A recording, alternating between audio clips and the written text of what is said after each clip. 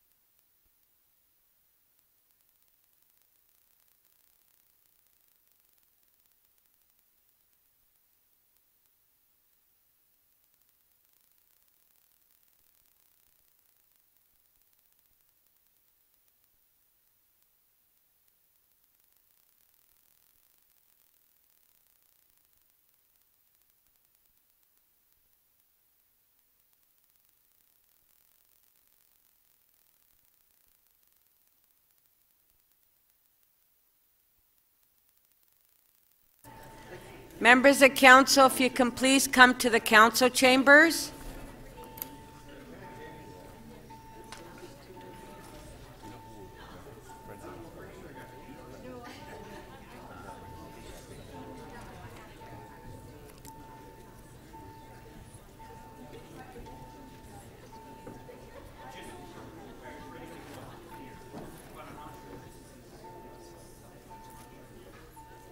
I don't know, Francis. The parking lot was pretty empty.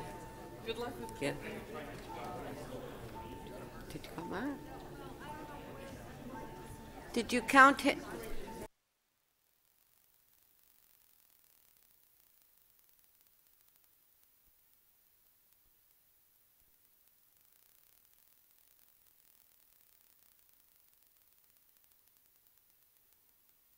Okay, members of council, if I can please have you take your seats. We have quorum.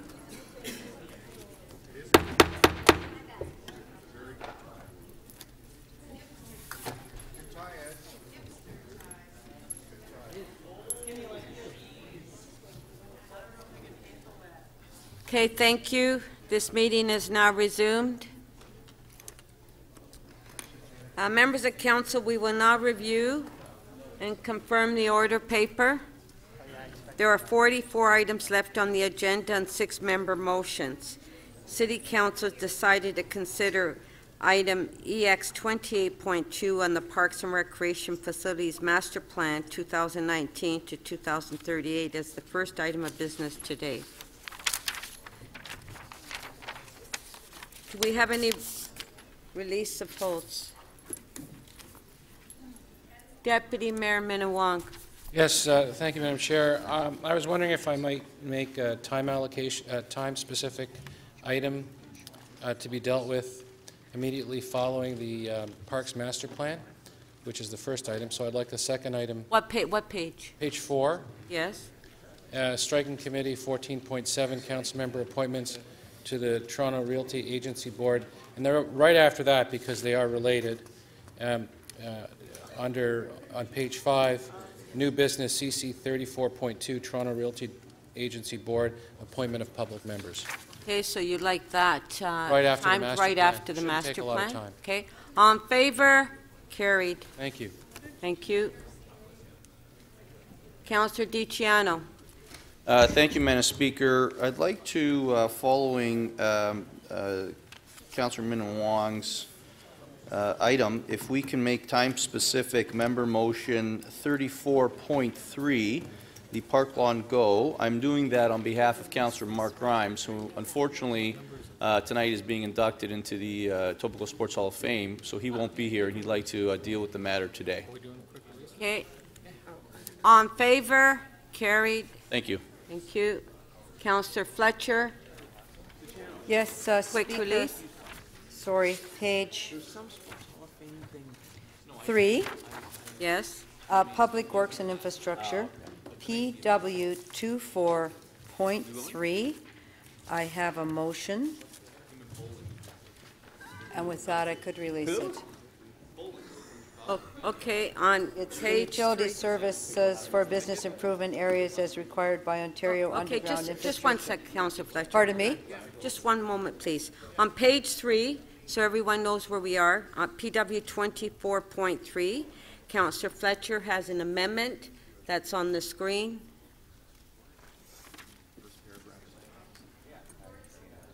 Okay, It's to ask staff to look at the other 50% that BIAs are carrying, if there's any.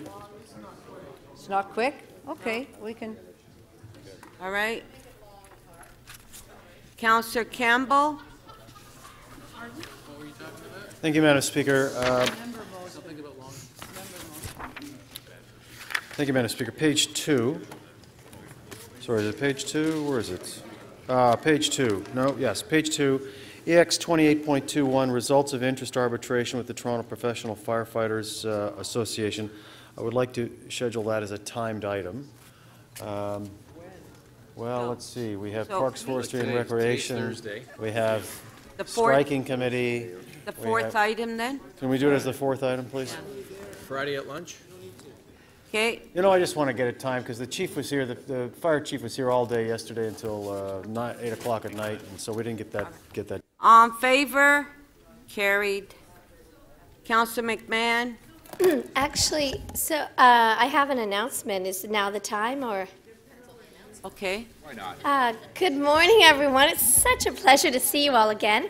I wanted to give accolades on behalf of all of us to Josie Scioli, if Josie could stand over there, and also Julia Langer, who's not here, but they won the Canadian Urban Institute David Crombie Award the other night for urban leadership for the innovative approach taken in the development of Transform TO. So round of applause for our team. Autographs later. Thank you. Councillor Troisi, your motion, your member's motion that you introduced yesterday is on the order paper. Do you just want to release it?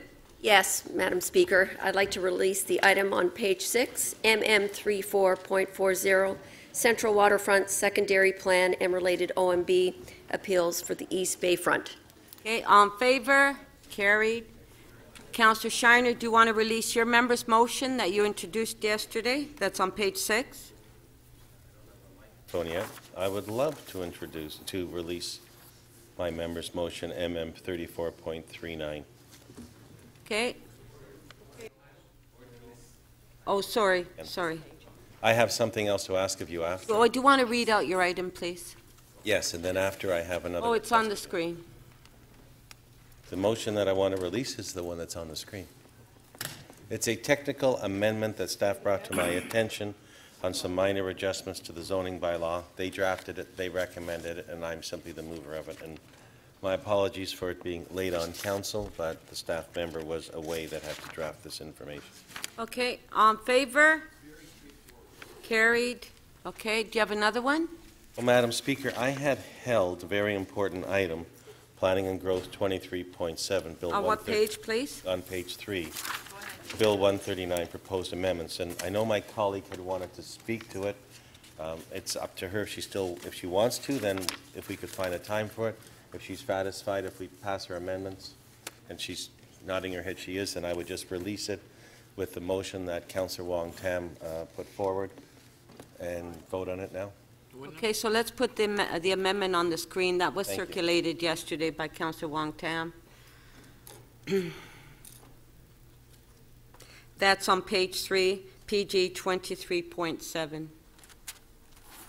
That's the amendment by Councillor Wong Tam. All in favor? Recorded.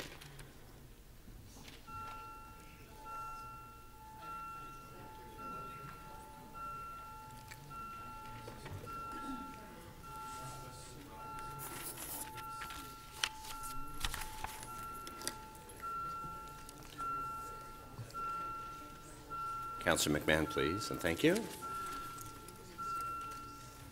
Councillor Mihevc, please. Councillor Kelly, please.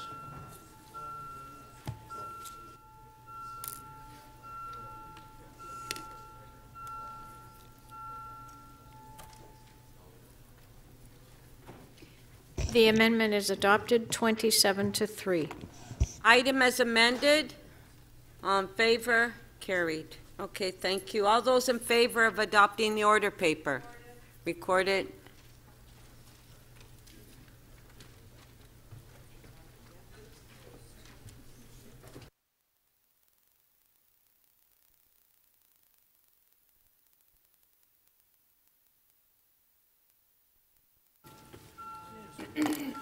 Councillor Wong Tam, please. Councillor Matlow, Councillor Davis. Councillor DiCiano, Councillor Mihevc, Councillor Palacio, please.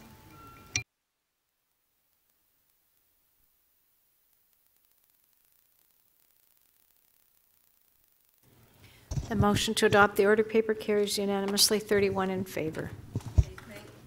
Thank you. So we'll go to page 2. EX 28.2 Parks and Recreation Facilities Master Plan. And Councillor Palacio held it down. If we can clear the screen, please. Do we have any questions to staff? Councillor Perks. Thank you. To the City Manager. My understanding is the master plan here will require some additional public spending over the next number of years. I believe that the total required allocation is on the order of $2 billion. Recently, you gave a presentation at the University of Toronto, and you talked about 3 possible futures for the City of Toronto in terms of service delivery. One was simply delivering services to property, one was the level of service we have now, and one was enhancing services. In that presentation, you also said that the current revenue model and financial planning that we have at the City of Toronto only would allow us to afford the first one, services to property. Is that correct? It is a narrow interpretation of what I said. What I indicated was that obviously we will require incremental change, and that change will require a combination of efficiency, additional revenue, and other aspects in order to close any gap between our plans and the available funding. And does this proposal here describe the mechanisms that would give us this additional service in your model? This is a 20-year plan that lays out $2 billion worth of spending in order to, in fact, actually increase and enhance service levels. It gets us about 2/3 of the way there, which I consider to be, frankly, an extraordinary achievement. Obviously, about an additional $700 million or so will be required over a 20-year period. It does not lay that out, but I would not expect us to lay that out over a 20-year period at this point. Thank you.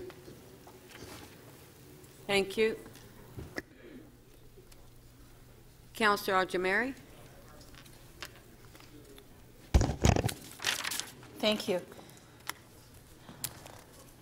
I'm looking at page 33 of the report, Item 7, recommendations for indoor pools. Couple of questions on this. Item 7 recommends that indoor pools be provided for or within new community centers, but in no particular order, and then it lists about a dozen or so. Do you have a priority order for this list? So through you, Madam Speaker, some of the items on this list are already in our 10-year plan. For the ones that are not yet identified, we will be reporting back at the end of Q2 with an implementation strategy that will prioritize all the investments over a 20-year period. I have particular interest in the 4th bullet point for wards 8, 9, and 10, and I'm wondering who knows what's happening there. I understand that representatives of the federal and provincial governments have come to see you, your staff, and the mayor and his staff about it. They have not come to see me. Can you give me, or can the mayor's office give me, some indication of what the correspondence has been? So through you, Madam Speaker, there's not been any correspondence through our office. There has been some correspondence through the mayor's office. And in respect to that particular item, as you likely know, there's a number of development factors at play in and around that area. And the plan would be to prioritize the creation of this community recreation center, which is called for in the development strategy in Downsview, alongside the development as it takes place. Would it be appropriate, Speaker, to ask the mayor to respond, or one of his staff? Yeah, I forgot to put your time on as well. Sorry. Mr. Mayor, Councillor Al-Jamari had a question for you. So I'll ask Councillor Al-Jamari to repeat the question. So, Councillor Al-Jamari? Ms. Romoff replied to my question about indoor pools, and my particular interest was the one for ward that would service wards 8, 9, and 10 in Downsview, and I had understood that the proponents came to your office and to Ms. Romoff's office to update you on any kind of federal or provincial monies that might be available. And I wanted to know if there was an update on that. This is, so I understand through you, Madam Speaker, this is money for, when you say a pool, for a community center. And I can honestly tell you that the answer is no. What there has been is a lot of positive indication that there would be some federal money in particular forthcoming. Have I seen a check? Have I seen a line entry? Have I seen a letter that actually sort of says in writing, you know, the money is there? No, I have not. But I've certainly received, I will say to Councillor Al-Jamari, many positive indications saying if you kind of, you know, make the space available and if you kind of include this in your plans, we will come forward with some money. But I hear that often. And I'm not saying that in any cynical way about the people who've said it to me. I think they're very genuine. But I have not seen anything that would lead me to believe it's a sure thing. So I don't know if this question should go to Ms. Romoff or you, but through the Speaker,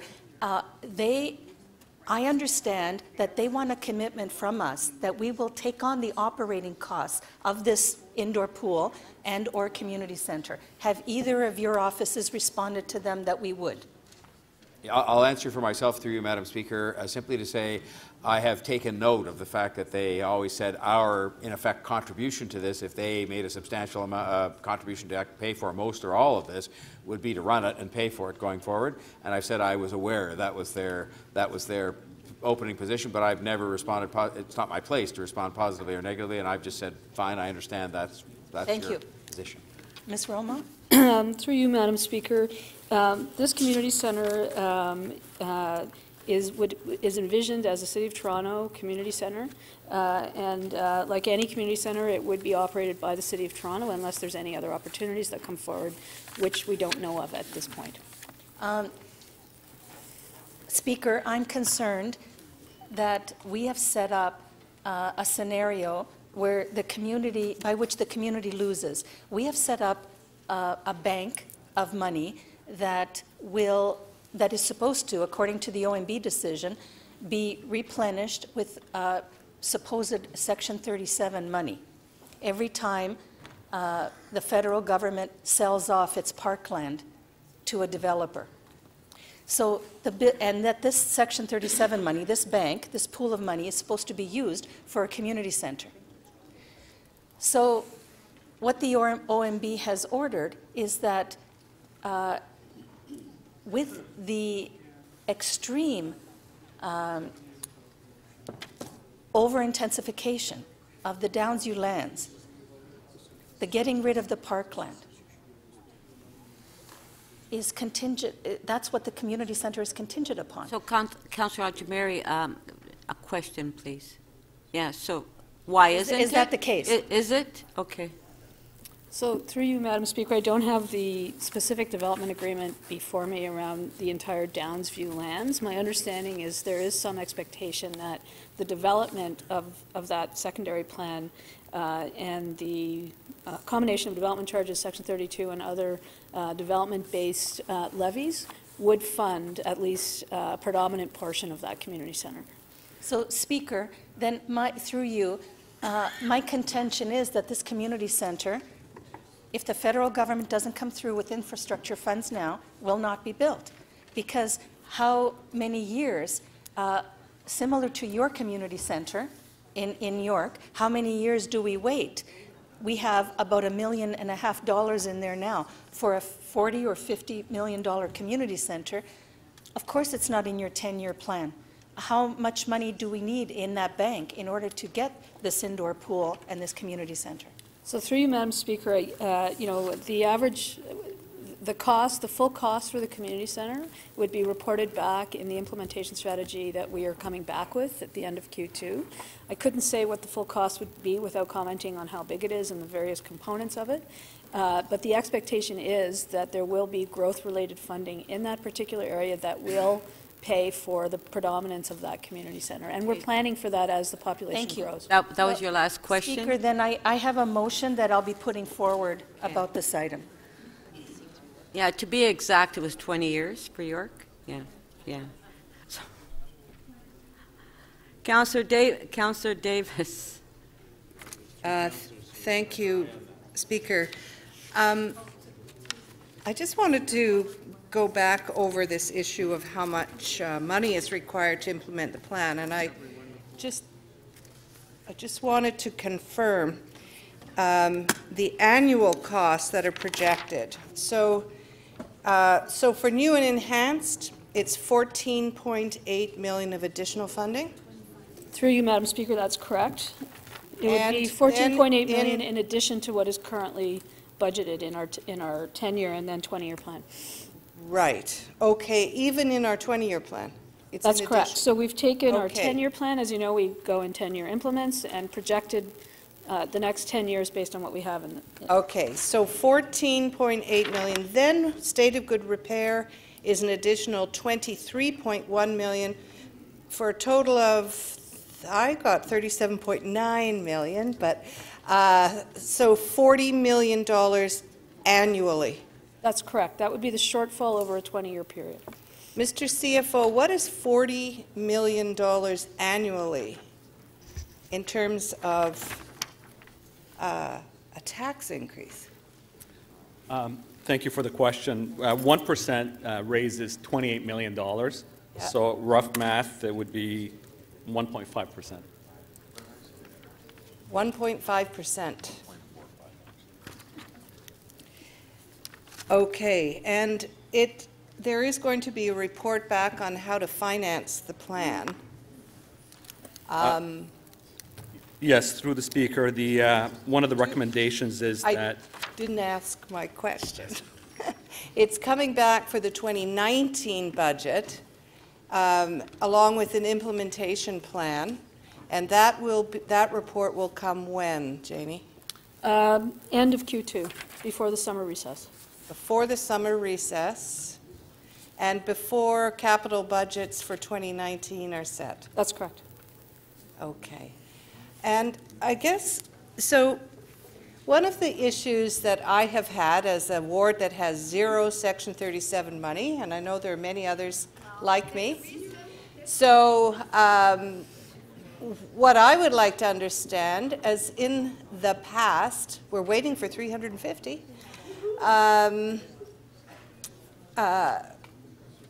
sometimes the Section 37 money leveraged city money in order to complete or pay the full cost of a facility. And I have always felt as though those that have seem to get more. And so I guess I'm wondering whether that issue is being addressed, those that have access to large Section 37 funds and those that don't. So through the Speaker, the purpose of the plan is to equalize the provision of facilities across the city. So to address growth as it occurs, but also to address gaps in service level provision across the city so that there's a standardized approach to the provision of recreation and parks facilities across the city. So the Section 37 funding piece of it, you are correct. In areas of the city where there is no Section 37 funding and there are facility gaps, that will be the hardest part of this plan to fund because we don't have the development income to support those facilities. And I would suggest that it's that funding in those facilities that is within that gap of funding that we're presenting in this plan. Okay, that's terrific. Now, in the appendix to the plan that lists all of the various facilities that are based on a separation or a radius. Did we use the same radius for all facilities? Through the Speaker, we tried to be as consistent as possible, but the geography and the density of the city allows for some flexibility within those radiuses. So where there was increased density, as an example, the radiuses would be smaller. Yes, exactly. I know when we were doing the swimming pool strategies many years ago, there were questions about density versus geographic distance. And I want to make sure that you've taken into account both of those. Through the Speaker, I can assure you that we have. Okay. Thank you very much for your work. Councillor Palacio. Thank you, Madam Speaker. With the facilities, I'm going to this more local. For example, the Joseph J. Piccinini Community Center in Ward 17, Davenport.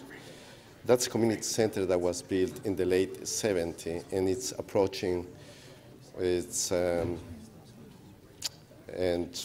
aging, and it's almost 40 years old, so it's approaching its final lifespan. Now, for facilities like this, which not in the radar within the implementation for the next 20 years, given the level of gentrification, given the pressures that comes along with it for more green space and for more recreational services, where is the plan, apart from the incremental phases that you are referring to, that will take place every 5 or 10 years, where is the plan for facilities like this that are aging rapidly and for the next 20 years? So through you, Madam Speaker, the plan does suggest the replacement of a number of aging facilities, for the most part between the ages of 40 and 60 years. But we have over 80 community recreation centers in the city of varying age, and the plan doesn't call for the replacement of all of them.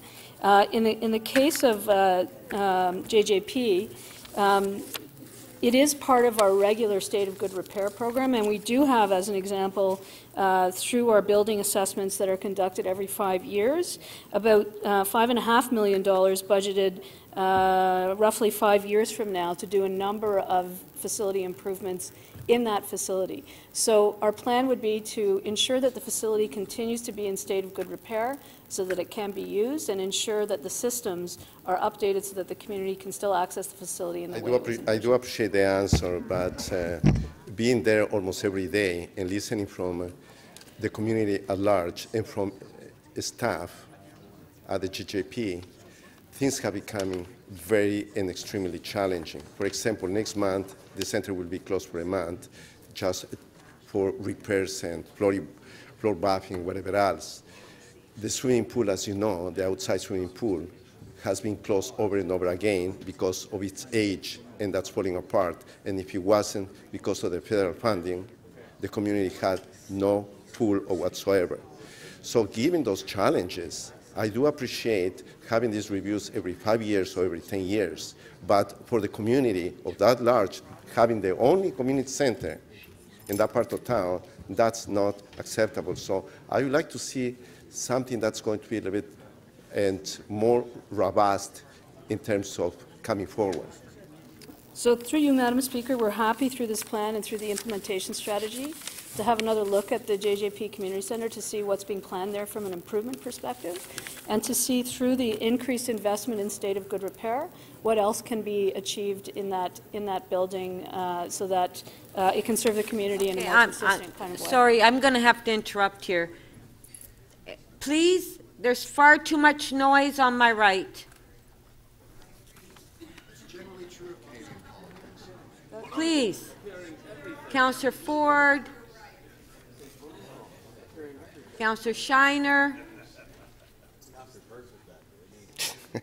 Please, it's the mayor's staff with Councillor Perks. That's who it is. It's Councillor Perks for sure. Exchanging fashion tips. There he is on the right again. and Councillor Perks, you're on the right. He's on the right. It's on the right side. Okay, continue, Councillor Palacio. Thank you, Madam Speaker. So in terms of demand that we have in the community, given the level of gentrification, as I was mentioning before, we have a tremendous waiting list and people who are waiting to be served.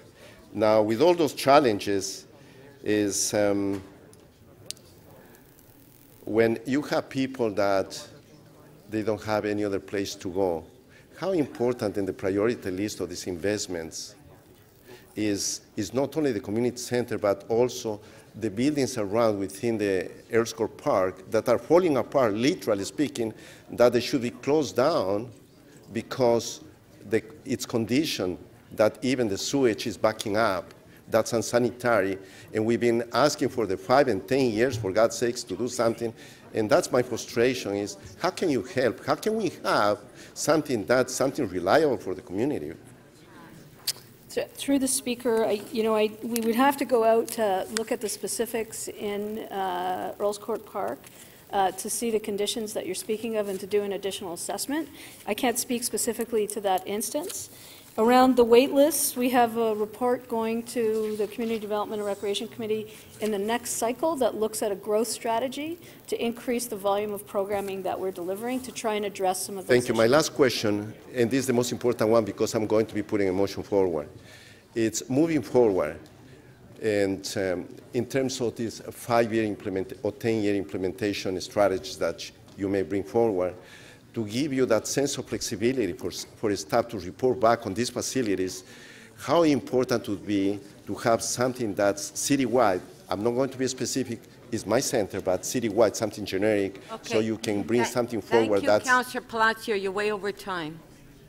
Through the Speaker, I believe that the plan speaks to what you're speaking of around the citywide approach to state of good repair and increasing the volume of improvements that we're doing to a number of our facilities. Councillor Carroll to questions. Yeah, questions. Thank you, Madam Speaker. Just a question about the overall approach to this. It's a very long plan. It took me longer to read it than the entire novel A Curious Incident of a Dog in the Night. And so it's conceivable that not everyone has read it, and certainly the community probably won't read the whole thing. But I'm wondering if you can just outline how you will approach the equity. The last two questioners have kind of indicated what it is I'm looking for you to question. Because we do have the problem, the map shows it early in the report, that development in Section 37 is going to happen big style all along the transit avenues. I'm the beneficiary. And in other places, nothing, with state of good repair issues. So how will we address that in equity if say a councillor says, no, I want funding too, I want public funding too. Is there a way to direct that they target a portion of their Section 37 to your plan to make sure that you can address equity? So through the Speaker, there's a number of different ways. I guess to begin with, the plan does look at equity and provision equitable provision across the city is a primary goal and principle of what we're trying to achieve. Right. So it creates provision levels for various number of assets based on population per asset.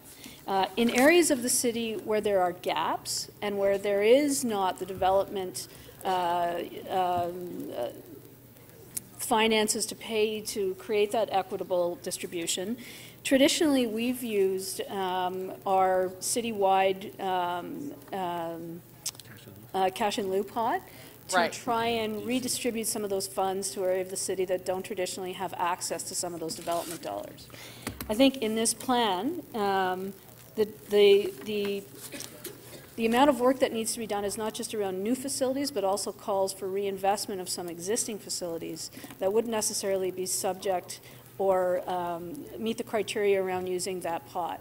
So we look at it from two different ends. We need to use the money that we have and distribute it as we can within the rules. Right. And we need to increase likely the level of debt funding so that we can increase our state of good repair budget that will also accomplish many of the goals of the plan. Right. So you have, within the development regime, you have that citywide pot, you have the Section 37 and targeted area pot that the community and the councillor will probably, by and large, they generally do. Some of the earliest suggestions are in the realm of Parks and Rec. That's correct. But the other thing, and I wonder if you wanted to speak to this, the other thing that the mapping and the systems approach early in the plan, so even if you only read the summary at the beginning, early in the plan it also outlines, is it not also true that you're making the point that where the population density is increasing, we don't have to apologize for advocating that we make significant investment in recreation facilities if in fact the population is going to double and triple in that spot? Through the Speaker, that's absolutely correct. So the plan hopes to sustain a provision level over time and demonstrates that if we don't invest in areas of the city where the population is increasing, the provision levels in those areas of the city will decrease and they will become underrepresented from a service level provision. So facilities need to develop alongside growth to address that growth, and we also need to develop facilities in areas of the city where there has not been significant growth and gaps exist. And a perfect example I can use is the York Community Centre, which is one that was funded not through Section 37 or cash in lieu, through the citywide fund cash in lieu, but didn't have the access to that growth-related funding. Right. It was a very significant gap in service in that area of the city. Hopefully future situations, they won't wait 20 years for that. It took a while to save the money to invest in that community center. Right, 20 years. And lastly, where we are investing in those areas, it's also true that the development is happening where the transit is. And therefore, facilities that do spring up, while it's probably the result of development, we also end up providing connected citywide facilities in that they are easily accessible by transit. That's absolutely correct. A perfect example would be the Bessarion Community Center, which is currently in development, right next to a subway stop. Yeah. Exactly. Thank you. Councillor Burnside. It's a great stop. Thank you, Madam Speaker. Through you to staff, I want to talk briefly about hockey rinks. How many city-run hockey rinks are there in the city? Give me 1 second. Yeah, thanks. Hold my time, please. So through the Speaker, we have 65 pads in 51 locations across the city. Okay, and what's the average lifespan of a pad? Through the Speaker, we've decommissioned very few of our arenas over the years. One now being planned, but to be replaced. So I would say the average span is... Well, what should it be? Not what it is. Sorry, let me just clarify that. You know, Not what it is, but what should it be? I would suggest there's a number of different factors that would contribute to the span of an arena, mostly related to how it was built, how it has been maintained over the years, and a number of other factors. So there wouldn't be any one truism for any arena. We have arenas that age from 20 to 50 years in the city. So, and in some cases, the older ones, as long as they're maintained properly, can Okay, so let me try to simplify it a bit. How many rinks, pads, whatever you want to call them, are 20 years or less in age? It's not a big number, I don't think. Mr. Schreiner is suggesting 0. I would suggest that the MasterCard Center is likely the newest example of an arena in Okay, the city. so 1. How many are over 35 years? 75%.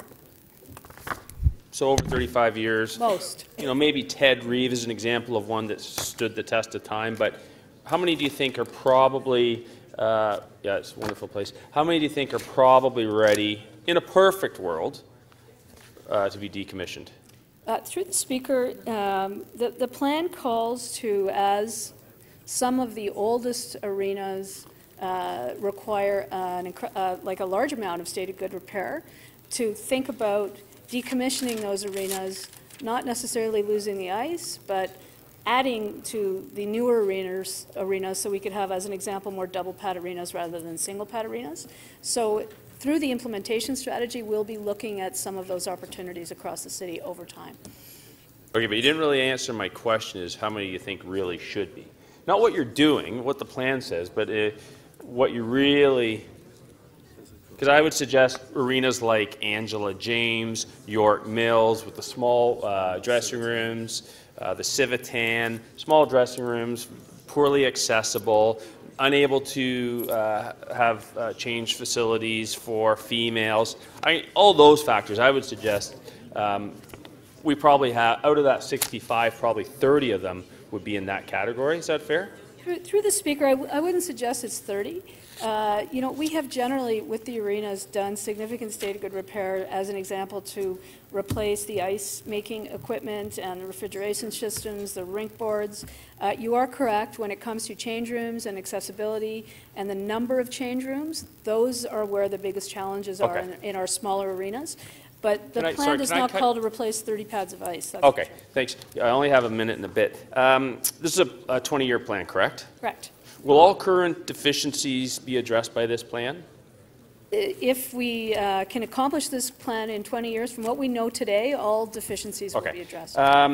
Is construction of new facilities, is that evenly spaced? The planned construction in new facilities, is that evenly spaced? Or my suspicion is that it's probably back-end loaded, because to start construction this year, probably not realistic. It's probably from years 5 to 20 or 10 to 20. Through you, Madam Speaker, we have looked at some 5-year implementation strategies, 5 at a time. I would suggest that of the community centers that are in this, which are the largest sort of implementation issues, there are 14 that are already identified within our 10-year strategy and our 20-year strategy. So given the amount of facilities that are identified, it will take some time to be able to accomplish everything. Yeah. So I have 2 quick questions. I got 20 seconds. So would you agree that someone born in 2018 may theoretically be in university by the time we're done? Yes. Thank you. And lastly, would more money would you be able to expedite the plan from, let's say, 20 years to 15 or 20 years to 10 if money weren't an issue? That was your last question. Through the Speaker, we could accelerate or decelerate based on the amount of funds that are available. Thank you. Councillor Fletcher. Yes, thank you. I just want to speak a little bit about pools, and that there are throughout the city a lot of pools that the city initially had built and that are in Toronto District School Board schools. And I know that currently we cannot use Section 37 or Section 42 to upgrade any of those facilities. Is that correct? Through the Speaker, there are some rules around how we can spend Section 37 and Section 42. And in many instances, some of our partnerships with the school boards from past years, the properties are actually owned by the school board. So there are some rules that dictate how those funds can be allocated. That's correct. So I have allocated, and I believe other councillors have allocated for a playground, let's say, certain Section 37 dollars for the playground. But there is a proviso or a written agreement with the Toronto District School Board or the Catholic School Board that should they dispense or disperse that property, should they surplus it or sell it, that those dollars would come back in the sale of that property. These are when we invest Section 37 on school board properties, those are generally the provisos that we work into the agreements. So we could actually do that in school pools with Section 37, as long as if that school was going to be sold or leased to somebody other than we did not no longer had program there, that money could come back to the city. Through the Speaker, there has been instances, and there is opportunity on a case-by-case basis to look at those opportunities. This plan does speak to a more robust partnership framework with both of the major school boards in Toronto, and that could be one of the items that we would put on the table in discussion with them around a larger sort of principles around partnership. And I think I'm also interested in the Section 42. That could also be used as well. 42, yours 42, or that's allocated to a ward, that Section 42 to kickstart some of the refurbishments which really should be undertaken in some of these old facilities. Through the Speaker, I can only speak to some of the provisions and rules around the allocation of Section 42 that are provided for in the Planning Act and the definition of where those monies can go. But we can certainly have a conversation with planning and with legal around that again. We've had some of those discussions, as you know, and Section 42 has not been deemed as a reasonable investment in a school board property. And if it is it precluded in Section 42, or is it just not reasonable? My understanding through the Speaker, and I can ask Mr. Lintern, who's saying maybe we should take this offline, okay. that we've had some legal conversations, and the legal definition does not currently allow for Section 42 to be invested in schools. Including in, let's say, Queen Victoria Pool, which has a plaque that says the City of Toronto built this pool. Actually, it was our dollars that built that pool. I can't speak to that specific instance. I'd have to look into it. So you've never had that conversation about what to do about those pools where in the early 70s the city taxpayers built a pool in a school and now it needs a refurbishment and we can't obviously get those dollars in. Those weren't built, as I understand it, or they weren't built with Section 37. That's my understanding, as many of them were not. They were built with general revenue. And the plan does speak to having a better agreement with the school board. I think revisiting these prior investments should be part of that larger discussion. So if I move a motion today to look at that and report back, then we should be able to start moving that part of the plan forward a little bit to see what we can do without jeopardizing any of our other facilities. That's correct. Thank We're you. already beginning to have those conversations. Great. So. Thank you so much. Thank you. Councillor Crawford. Speaker, just a question to Parks. When you're preparing the master plan, do you take into account private facilities that deliver recreation programs at all? Through the Speaker, we do. Certainly where there is a large provision of private facilities, we take that into account around what they can provide from a community and public access perspective. So, and I want to specifically talk about curling clubs. So in your recommendations, there's no recommendations to increase curling facilities, and more specifically in Scarborough, that's correct? There are no recommendations in the plan to increase the number of curling facilities the city is currently involved in. That's correct. I believe there are 2 presently in Scarborough, if you can correct. One's private, one isn't. Can you just correct me on that? That's correct. One private and one public. Okay, in so- Scarborough, and there's also one in East York. Okay, so when, again, as part of that master plan, you took into consideration that, in facilities in curling, there would be 2 in Scarborough that would meet the needs of residents in Scarborough. That's correct. We haven't seen in the trends perspective a trend that calls for more curling facilities across the board, regardless of which part of the city they're in. 2 would probably meet the adequate services that people want. Now, if in the event, and as I understand, in Councillor Ainsley's ward, one of the private curling clubs is going to be taken down. Decisions, and I don't know if it's firm, but we're going to be losing a curling club in Scarborough. Would that change your recommendations when you look, and it's over 300 members at this particular club, would that change your recommendations on providing the right kind of recreation curling for residents in Scarborough?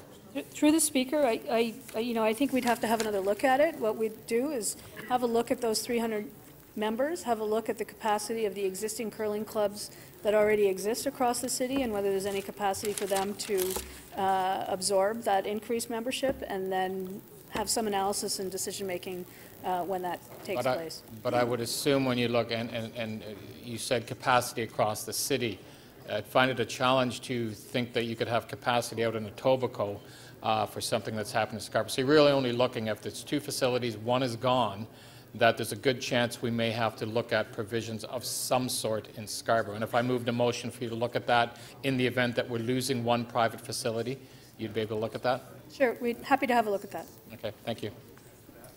Thank you. Councillor Shan. Thank you, Madam Speaker. In northeast corner of Scarborough, we are getting a community center in the plan, but it's at Shepherd. The new development in northeast corner, Morningside Heights area, does not get identified as a separate neighborhood within the neighborhood index of the City of Toronto, though the signs say it's a new neighborhood. Has that been considered in the decision making about? My understanding is that we have considered that in the plan. And do you feel that the community center locations are adequate for northeast corner of Scarborough? Through the Speaker, I mean, the community centers are looking at a fairly large scope of provision, aiming for 1 to 32 or 34,000 across the city. So the radius is quite large and is not meant to be a local neighborhood facility. So the hope would be that in investing in a large community center, that we would be able to draw people from the surrounding community to use that service. In terms of assessing the needs, what gets considered? Like distance, does TTC travel time or the lack of transportation gets considered as well? Even though we are designing now like the mega schools, like mega community centers, is there transportation factors and walkability or bikeability considered? Roughly, the most predominant factor that we use in planning and locating a large community center would be population. We use a 2.5 kilometer radius around where the community center may be located. All of the things that you'd noted, accessibility, transportation, in choosing a location would really help guide us choosing a location that obviously has the best accessibility to the local community. So it's not just the radius, because sometimes we have actually a school where you can watch from behind your backyard, your house, but you're still driving 1.6 kilometers to get to the school. That's how some parts of Scarborough in the northeast have been planned. It's correct, but the plan, through you, Madam Speaker, there's only a certain amount of community centers we can actually provide given the budget that we have. So we've used the broadest definition of that radius so that we can create an equitable distribution across the city. My next question is around the growing use of or growing appetite for the sport of cricket. And any new community centers being built in Scarborough or Etobicoke where we have a large number, would they consider spaces to be having multiple use kind of possibilities within indoor? Through you, Madam Speaker, you're absolutely correct. The plan calls for 5 new cricket fields. As you know, the space required for a cricket field is almost twice that of a soccer field. And we are challenged around how to find that space. So the plan speaks to developing as many partnerships as possible, whether it's indoor, outdoor, to try and deliver that service in some way. We also agree there's a huge demand for increased cricket in the city, and it's something specifically addressed in the plan. My question was more specific to indoor facilities. You know, if it's catering to basketball, for example, with slight modification, we can, are we looking into possibilities of indoor spaces that could be catering in an oval shape, for example? Yeah. So through the speaker, we certainly would look to partner with the school board as an example around bubbling some fields that could be used throughout the year for both cricket and soccer and a number of field-based activities that happen throughout the year as well. Thank you. Thank you. Councillor Ford, questions? Okay, sorry. Dory, thank you. Thank you, Madam Speaker. First off, I'd like to thank staff for this thorough report. I do have a few questions on this. I know we've spoken offline quite a bit, but what I'm having a little trouble with here, so what is the relation between recreation facilities and community hubs? Through you, Madam Speaker, there's no formal relationship. I would suggest that, and the plan recommends, that in all cases when it comes to a community recreation centre, developing a new one or even refurbishing an existing one, that we partner wherever possible. I could point to a number of examples where community recreation centres have, by virtue of the tenants or the partnerships in the building, are acting as community hubs in the community. Right. So does this report specifically look at community hubs, or are you just looking at recreation centers?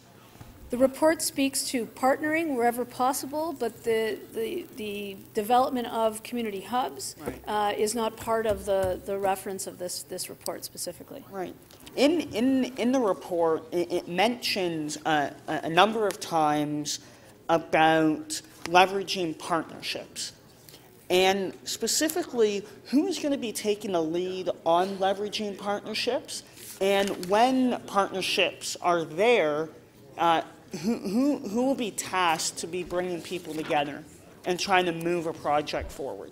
So through the speaker, partnerships come in many ways. In many instances, it's the city that pursue those partnerships. In other instances, it's external groups that come to the city to discuss those partnerships. So I think they can come in any way. And in assessing those partnerships, we would use the criteria and the provision levels of the plan to see if it's an appropriate partnership to fit with the plan, and a number of other factors around the viability of who the partners are and the rest of it. But I would suggest that it's a case-by-case examination of what's coming forward. Right. So I believe it's on page, I think, 7 or 8.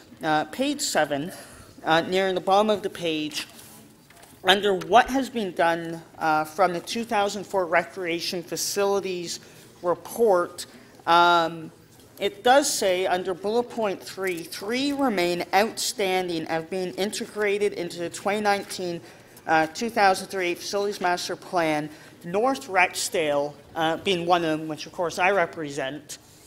Since they have not been completed to date from 2004, will there be a priority put on these specific communities going forward?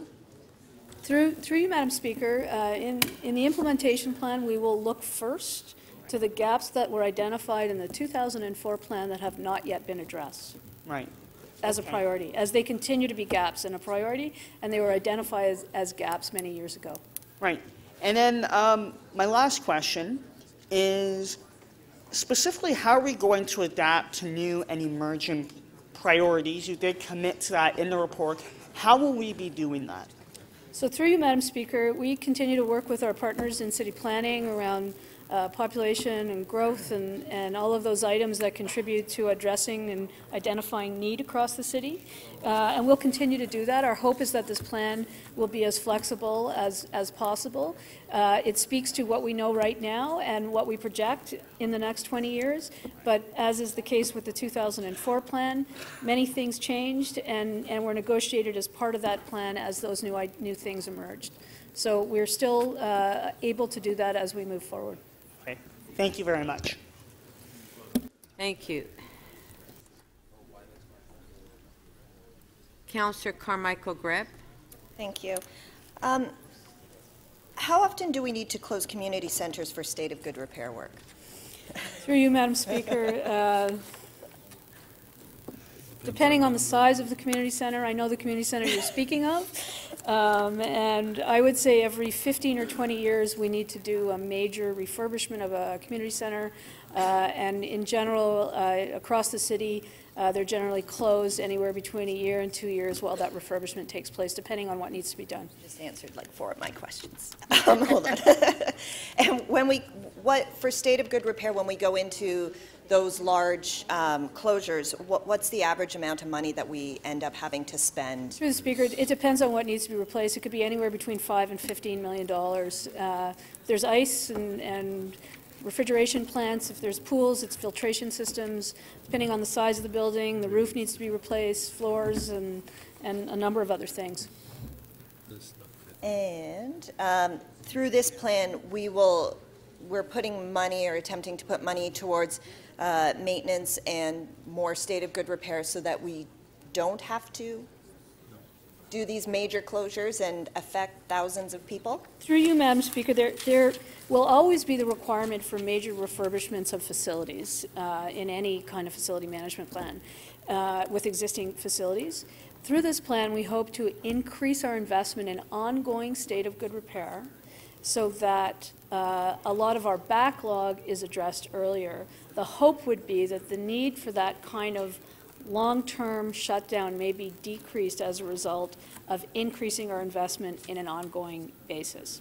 Okay. So some of those things that have made this particular closure long could be avoided if we've been able to go in intermittent periods to do smaller things. Okay, thank you very much.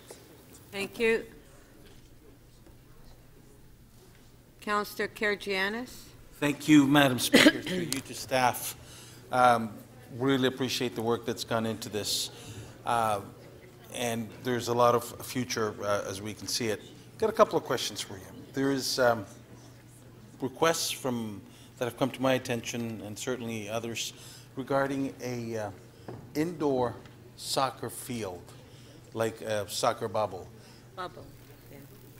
There you go, Madam Speaker. I'm sure that you probably have the same in your part of the world. If a group steps forward and says, look, we're looking for a 3P partnership, is this something that you got plans in your arsenal right now to address? Through you, Madam Speaker, we haven't done one of those specifically to the city. I guess Lamport Stadium is the only example of a city-owned asset with a bubble.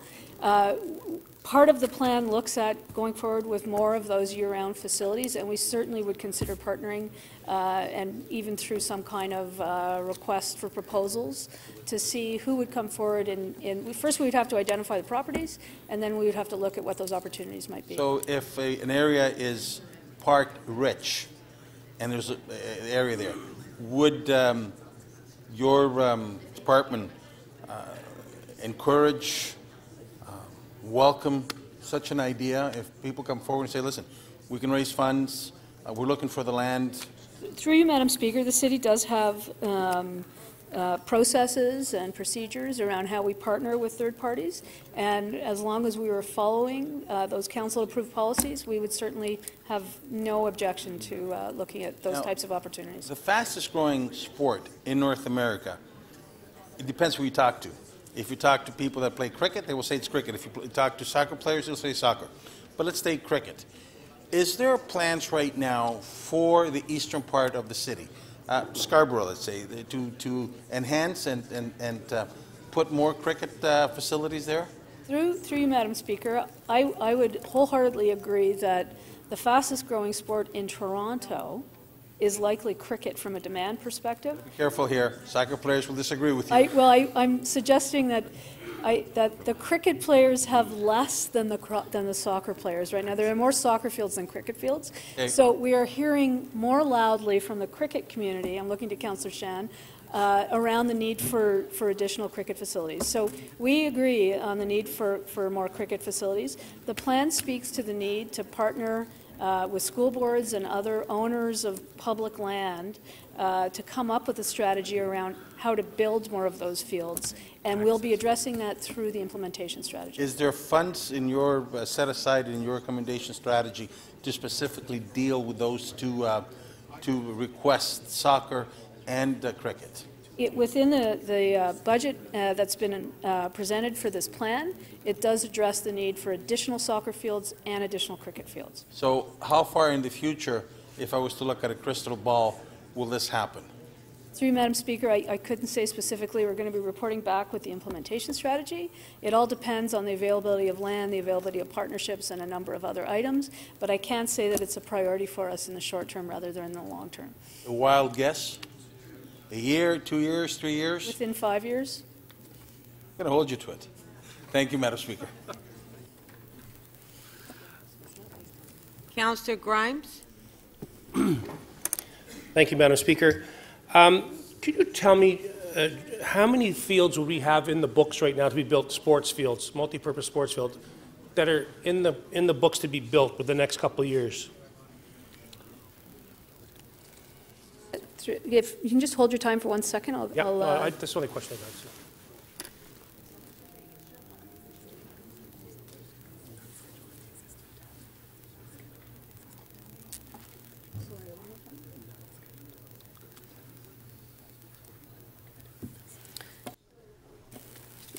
So through you, Madam Speaker, the plan recommends 45 additional fields over the 20-year period. Okay, but do we have any idea the next? I know I have one coming on the books. Is there any other ones on the books that are going to be built? Do we know that, if they're going to be natural or artificial or partnering with schools? Through you, Madam Speaker, besides the one you're referring to, we don't at this point have any parkland opportunities that are large enough to be delivering those types of fields. Okay, the reason I ask, you're aware of the possible bid for the 2026 FIFA World Cup, correct? Correct. Okay. Yeah. I'll talk to you further about offline on that. Thank you. Thank you. Councillor Wong Tam. Yes, thank you very much. I'd like to ask you a question through you, Madam Chair, regarding the approach of determining need and service levels as it pertains to this new facilities master plan. How did you arrive at the conclusions, and did you take into consideration population growth? So through you, Madam Speaker, the provision levels were determined through a number of different factors. We looked at large urban cities across Ontario and across Canada to see what their provision levels were, to make some comparisons. And in the projections that we have around the next 20 years, we worked with city planning around the population projections so that we could look at what's needed today and also what will be needed over a 20-year period. And did you consider other service providers, like other providers of the service, for example, private sports fields or perhaps community hubs? So through you, Madam Speaker, where there is an opportunity for public access to those facilities, we did make some consideration of them. And how much weight did you put into private facilities?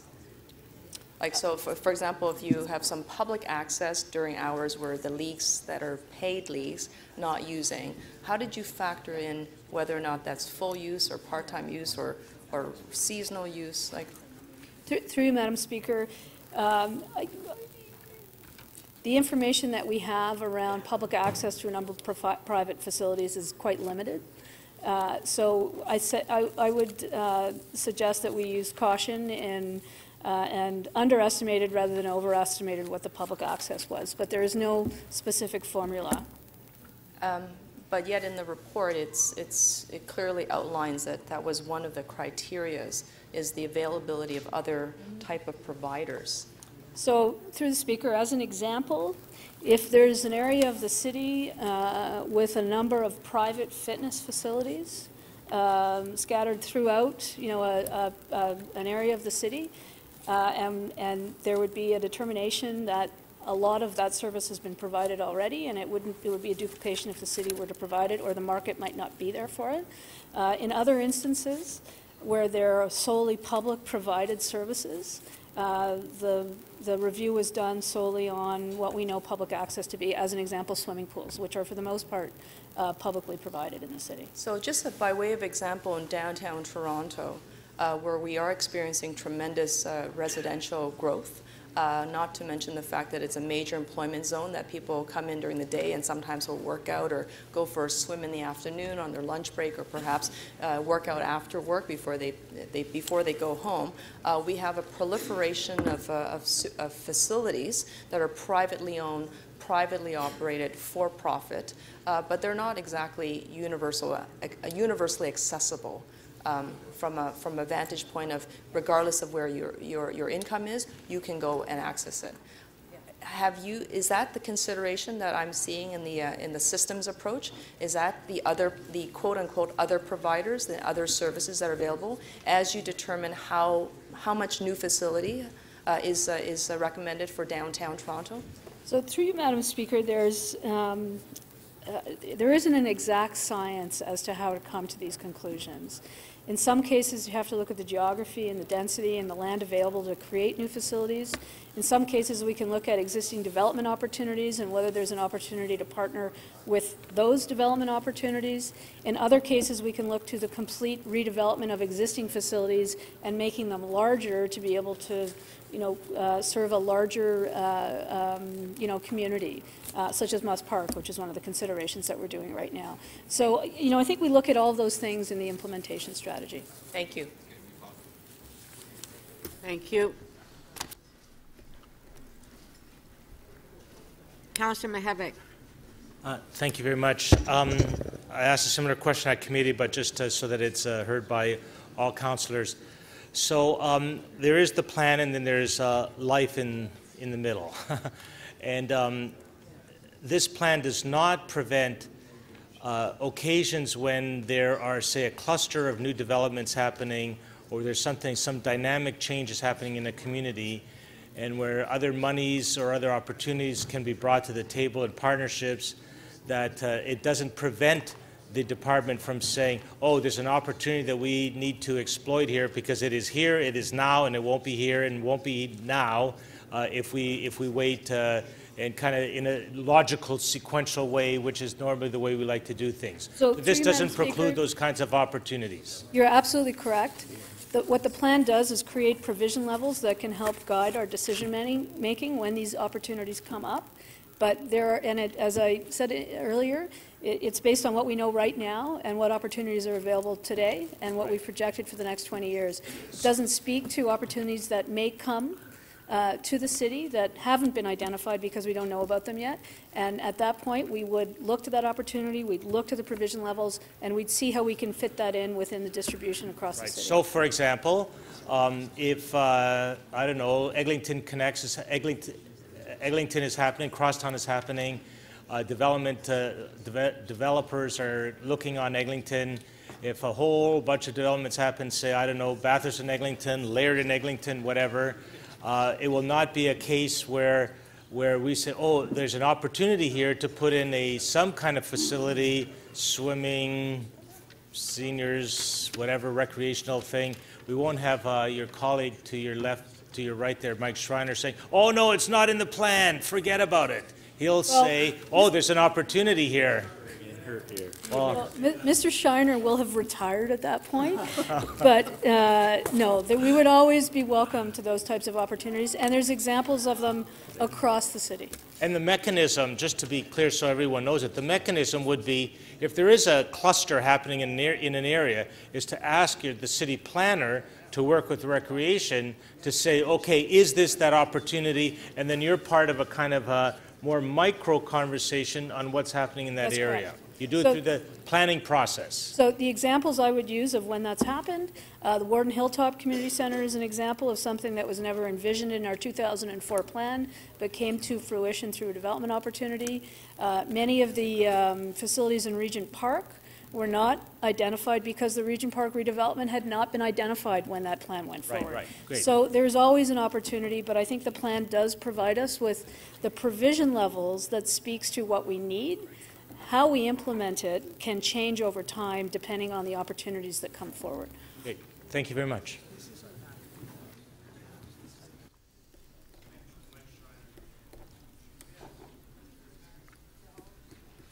Okay.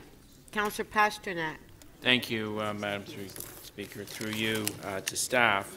Just like to focus for a minute on the TDSB City of Toronto Pools Agreement. Now, if I'm reading the report correctly, we currently fund about 26 indoor pools on TDSB sites. Is that does that number sound correct? On page 32, there's Can a you reference just repeat to the question? I was distracted. Yeah, so I'm focusing on TDSB City of Toronto agreement over pools. And at the top of page 32, you reference 26 city-operated pools co-located with schools. That's correct. So that's our agreement. That's correct. My notes indicate the base agreement is a little over $5 million a year. Is that operating and capital, state of good repair as well, or? It is operating. We pay for the full operating costs of the pool. The TDSB is required to pay for all major capital that's required through state of good repair. Do we have a problem in which a pool needs new equipment or new repairs and is shut down for long periods of time because the TDSB does not have the funding to repair it, and yet we continue to kind of adhere to our agreement and continue to pay them? Through you, Madam Speaker, we have had that problem. Not overwhelmingly, but it has been an issue with a few schools in the TDSB, not unlike some of our own pools, which have been shut as they needed urgent or emergency repairs that hadn't been anticipated. Now, in the section that refers to this pools agreement, you mentioned that that many of these pools are not as well used as most city pools. Now, outside of program time, lessons and so forth, to what degree do we have access to those pools for, let's say, lane swim or recreation family swim, or this sort of a drop-in arrangement? So through you, Madam Speaker, the reason that these pools are not used as much as city pools is that our access begins at 6 p.m. daily. And is only after 6 p.m. on weekends and through the summer months. So the number of hours that we have accessible to these pools is much less than in city pools. School ends at, what, 3:15, 3:30.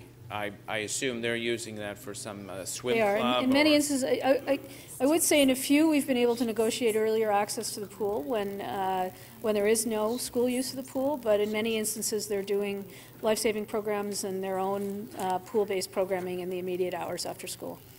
Now, we have it on Saturdays and Sundays? Correct. Access? Yeah. It's been said that because the pools are located inside schools and they're indoor pools, they're not seen. Many of the local communities don't even know that they have the potential to use those pools for lane swim or recreational swim. They can certainly look through the fun guide and see programs there, register for them and go. But when it comes to drop-in, many people don't seem to even know that there could be a pool across the street from them. What are we doing to make sure local communities know that there's lane swim or family swim or recreational swim on a drop-in basis? Through you, Madam Speaker, we do advertise, as you've noted, in the fun guide when all those opportunities are available. We did work with the TDSB around some signage, especially external signage, so that the public, when they were driving by, would know very specifically that there was a pool inside that school, because I would agree with you that there is not that great a knowledge around those pools that are available. I would also suggest that the predominant use of those schools, given the hours that we have, is for swimming lessons. And a lot of the lane swimming, aqua fitness, et cetera, are the types of activities that traditionally take place in our pools during the day or in the early morning hours. Now, we still charge a small fee for pool usage. It's $3.50. That's correct. For adult lane swimming, for leisure swimming, family swim, there is no charge. So the $3.50 is for adult? Correct. Adult swim, open swim. Now, has there ever been a discussion regarding welcome policy and a voucher system where you could take funds from welcome policy and spend it at an accredited private facility, let's say for a tennis lesson or some kind of other facility? Through you, Madam Speaker, we've never had that discussion about welcome policy. The program is financially limited and has been directed very specifically at access to City of Toronto programs. Thank you. Deputy Mayor Minnan-Wong. Yes, I just wanted to rise and make an announcement, more of a recognition. I didn't think I'd have the opportunity to embarrass Mike Schreier, but I do. So Mike is there. Mike is there. He's retiring at the end of the year, and he works in the Parks and Rec Capital. He's in charge of all of it. So what I would like to say, he's an example of one of the finest public servants I've come across. Always responsive, always available, always gives you straight answers, and always knows his stuff. And we're going to miss you, Mike. Yep.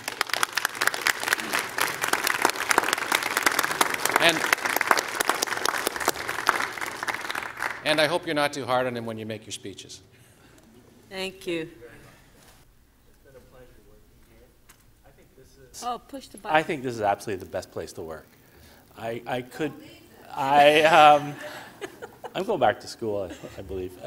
Anyways, life here at the city has been phenomenal. It fulfills a lot of goals that I set for myself from the very beginning as a young architect, and I've been able to build and work through it. And I have to also thank Councillor Jim Hart, who hired me, and he's probably still regretting it, and Janie for actually dealing with me on a lot of issues. And we love to scrap too, by the way, just for the record. But thank you very much, and it has been fun. And I truly love working with each and every one of you, because it's a pleasure to come to work every day. It really is. So thank you. Thank you. I wasn't expecting that. Councillor Palacio to speak. Thank you, Madam Speaker. I have a motion that I'd like to move that City Council direct the General Manager of Parks Recreation in consultation with the Interim Chief Financial Officer to report back to the Executive Committee in the second quarter of 2018 on the impacts of the state of good repair of existing community centers that have reached or are near the end of their life expectancy, 30 years or older.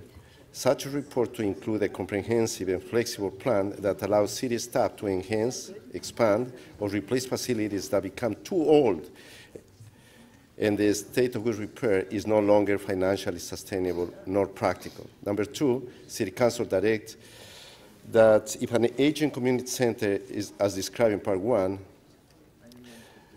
and serves a neighborhood improvement area, city staff will conduct an assessment based on improved equity impacts that include socio-demographic factors or equity-seeking groups and vulnerable populations. Madam Speaker, the members of Council, in principle, I do support the Parks and Recreation Master Plan and its long-term vision. Even though the plan sounds very exciting and enticing, it is important for members of Council to keep to keep your eyes wide open to ensure that we continue protecting the public interest as we move forward. After all, this plan is for the next 20 years.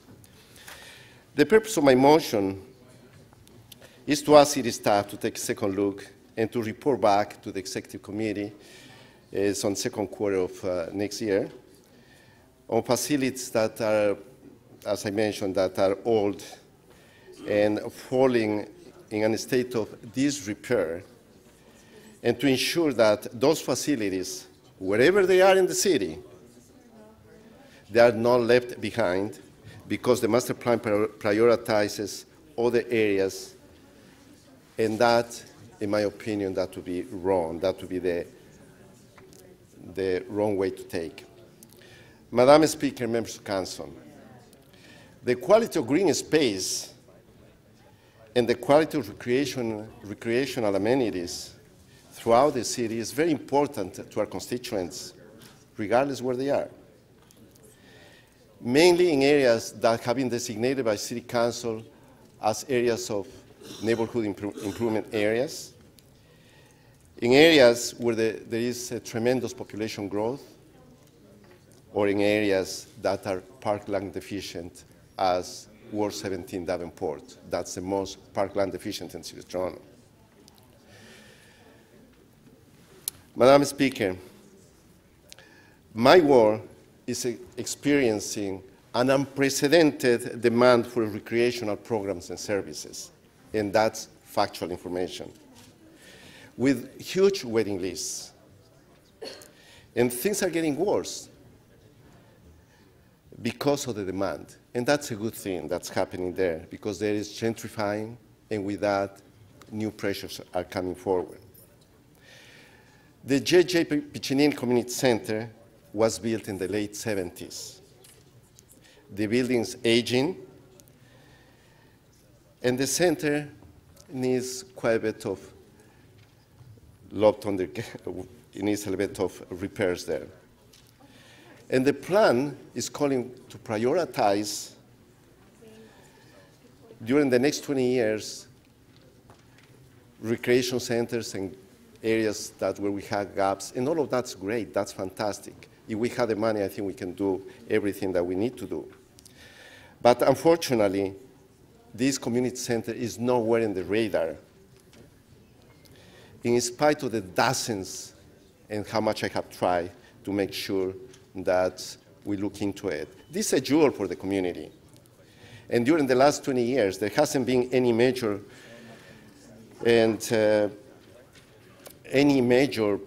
repairs done to or refurbishing on the building. So there is a need to look closely to it, and the purpose of the motion actually is asking for that level of flexibility for city staff to look into it and to come back to the executive committee with a plan that's going to serve the real purpose.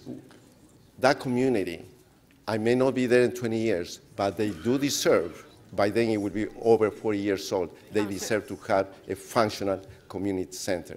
Thank you, Madam Speaker. Thank you, Councillor Palacio. Councillor Al-Jamari. Thank you, Speaker. Hello. Okay, hold on. Councillor Perruzza, Councillor Carroll, please, we're trying to listen. Okay. Councillor Pasternak, Councillor Davis.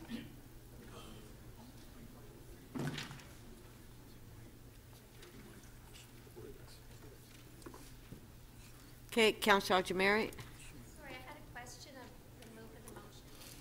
Oh, you got a question. Okay, I didn't see those names. When did you put your name up there? Okay, sorry. I didn't see the names. Councillor McMahon, question, 3 minutes. Thank you. Councillor Palacio, did you clear this, talk to staff about your motion? Yes, I did. Did you talk to the chair? I did speak to the Deputy City Manager, Ms. Carbone, and Did you speak to the chair? To the Chair of Parks? I'm speaking to City Council now, and I'm sorry, Councilor McMahon, I know you are the chair. At this point, I'm standing for my community. I have spoken to city staff. I did speak at the executive committee as well, and unfortunately, the motion didn't pass on a tie. Yeah. So today, I'm speaking to City Council, and that's the purpose of my motion. Thank you, and I appreciate you speaking to me next time. Thank you. I did speak to you, Councillor, at the executive committee. Councillor Palacio, it's okay, it's okay. Councillor Carroll, clarification of the motion. Yes, I do need to have it clarified for me. Part 1, how is Part 1 different from the 100-page report before me now? How does it, what distinguishes it from what I spent the weekend reading? The purpose of, for clarification purpose, the purpose of recommendation number 1, what I'm asking city staff, as you can see, is that any existing buildings, any existing infrastructures that we have that have been built 35 or 40 years old, to be for them just to take a second look at it and to come back with some sort of report in terms of implementing that, and for those properties or for those facilities not to fall behind in terms of the state of good repair. That's the real purpose of it. Okay, but I hate to belabor this, but that I did glean that. I was able to glean that from reading the report this weekend. There is, in the second attachment, a list of those centers that exist that are in no particular order to keep it fair and not to generate a case of Me Too-itis. There are a list of those centers that they have already audited and said these are a priority, but in no particular order, and these will need attention in the course of this long-term plan.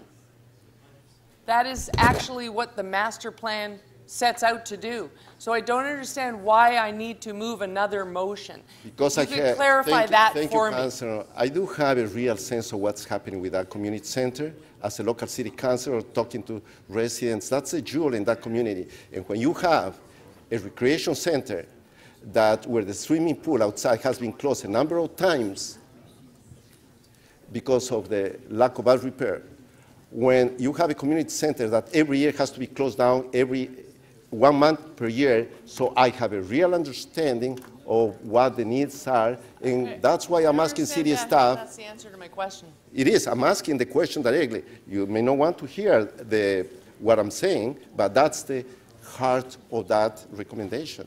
Okay, I'm sorry, Madam Speaker. I don't think I'm going to get an answer to my question. Councillor Davis. This motion does not reference a particular community center. Now you've just said it does. What is the name of the community center that this is intended to address? Thank you for the question, Councillor Davis. At the executive committee, I was specific, and I did put the J.J. Piccinini Community Center that's in my area.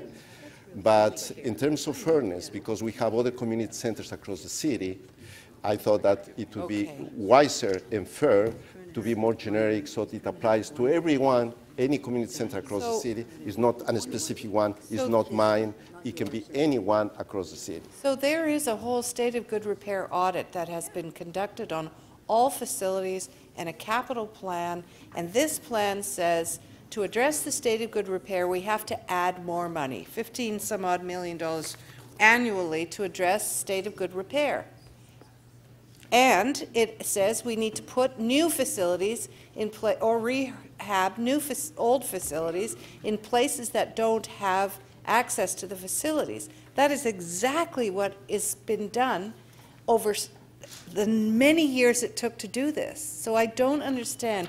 Why are you asking them to redo a whole assessment? That's what this says to me. It's during the last 20 years, as the general manager indicated, usually with structures like this, every 20 years or 15 years, there is a major refurbishing, and nothing has been done on this recreation center that's reaching 40 years old. So I think what I'm saying is city staff should have that level of flexibility on their own to make that assessment and to make those recommendations at whatever point and to bring it to council. It's not for me to decide, but for them to decide. Okay. So, Councillor, if I could, why 35 years? There may be some facilities that are less than 35 years but have state of good repair needs. It's an arbitrary number. If you want to make a friendly amendment to it, to whatever, I'm more than okay to do that. Okay. So my final question is, why would we not just follow the state of good repair audits that have been done? If we need to address the state of good repair more aggressively, as the general manager said, we would put more money into the plan.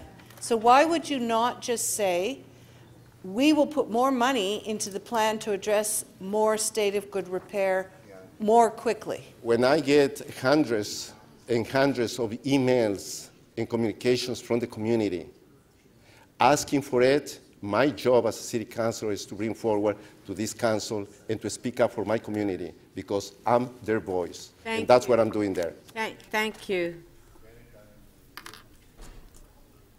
Councillor Aljamari. Thank you, Speaker. I have a motion. And that is that as part of the evaluation, that staff is undergoing, that they consider and explore the possibility of enclosing either the Grand Ravine Community Center outdoor pool or the Northwood Community Center outdoor pool. The report, I find, is far-reaching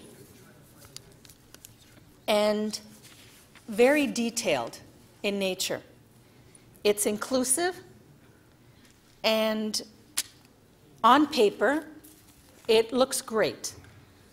Of course, in reality, if we don't back it up with serious financial resources, it's going nowhere.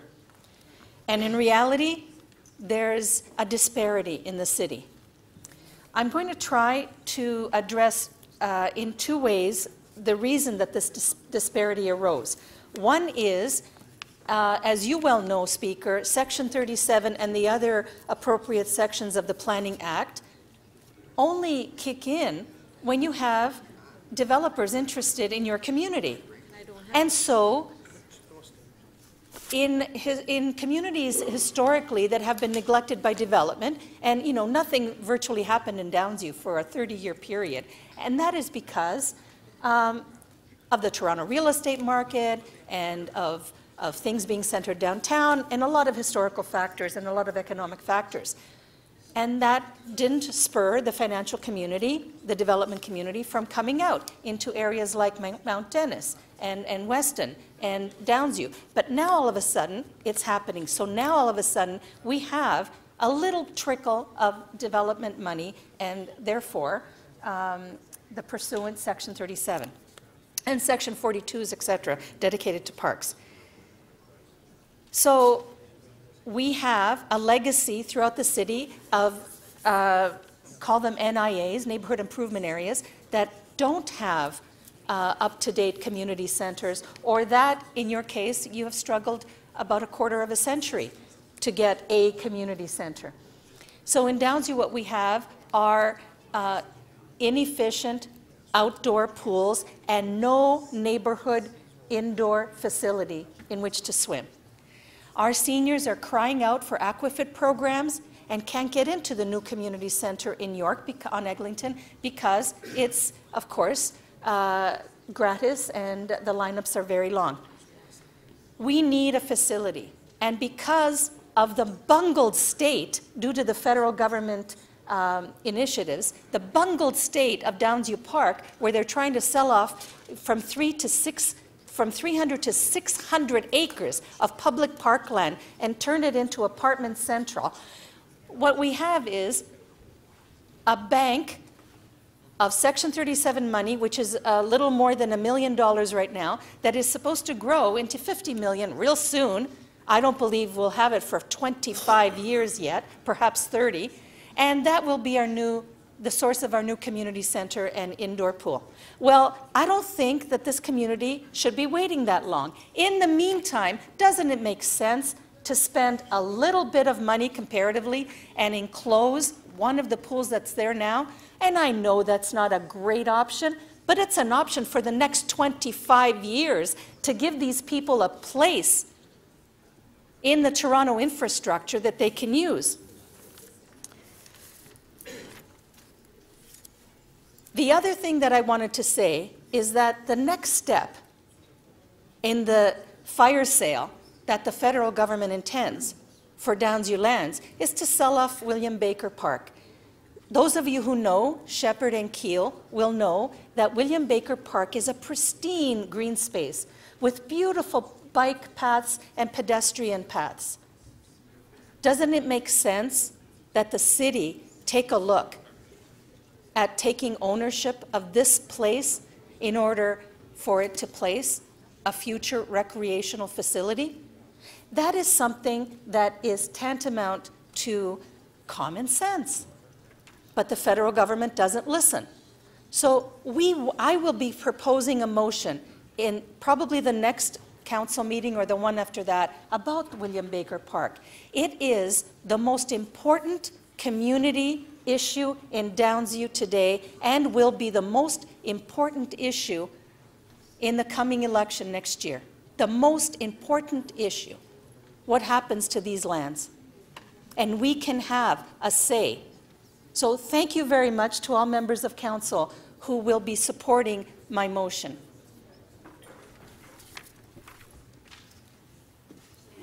Thank you.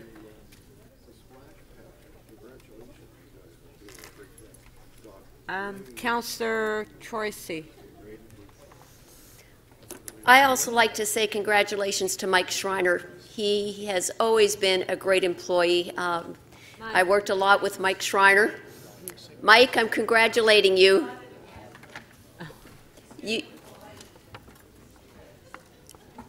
You were and still are a real gem for the division, Mike. I really appreciated working with you during my tenure. I have not had the opportunity to review the Parks and Recreation Facilities Management Master Plan report in detail, nor do I wish to delay a process that has been underway for some time. I have asked the DCM to arrange a departmental briefing of the substance of and the process for the development of the master plan. I intend to make my comments when the implementation strategy report is before the Executive Committee prior to July 2018. Oh, thank you. I'm not used to anyone speaking under a minute. You caught me off guard.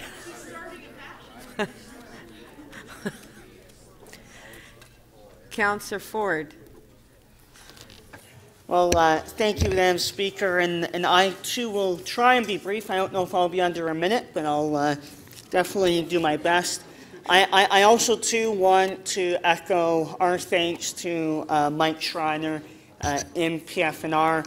Actually, our park staff, including Mike, was my first meeting when I arrived at City Hall as a new councillor to discuss this very plan that is in front of us. I want to thank all staff in PFNR for the work they put into this, and I was definitely extremely fortunate to have my voice. I think upwards of 5,000, 5,500 other people as it was consulted to put into this plan and really pave out a path of what are the priorities in our city for recreation facilities. Prior to me arriving at City Hall, I was fortunate enough to sit on the Toronto District School Board, where I really learned and understood how important recreation facilities are for not only specifically the youth in our communities, but everyone that uses our facilities, and specifically the school board. What I do find a little troubling, being the representative for North Etobicoke, is that it was on the books back in the 2004 council-approved plan to be investing in, I know, North Etobicoke, North Rexdale, Scarborough, and Central Etobicoke, and that still hasn't been done. My ask to staff is that we continue to look at Northern Rexdale to invest in there. I think we all know that. I know my colleague, Councillor Crisanti, and I have been working very hard to be investing in the Northwest, and needless to say, we face many of challenges there, in which many places in our city do, but specifically in North Rexdale, and investments in community assets and recreation facilities goes a long way to the prosperity of a community.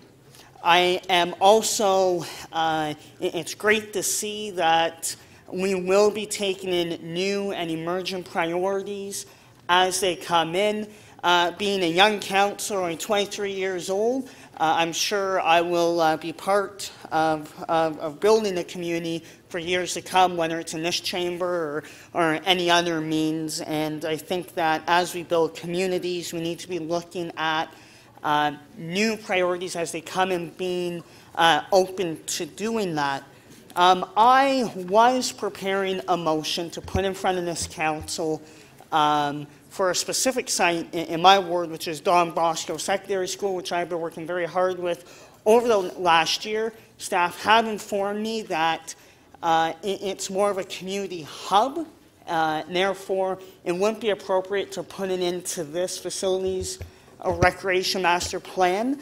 But due to the sensitive nature moving forward, I will be bringing a member's motion at this council meeting, which it is urgent, which I'd be moving after lunch and ask for your support. But I won't speak specifically to that.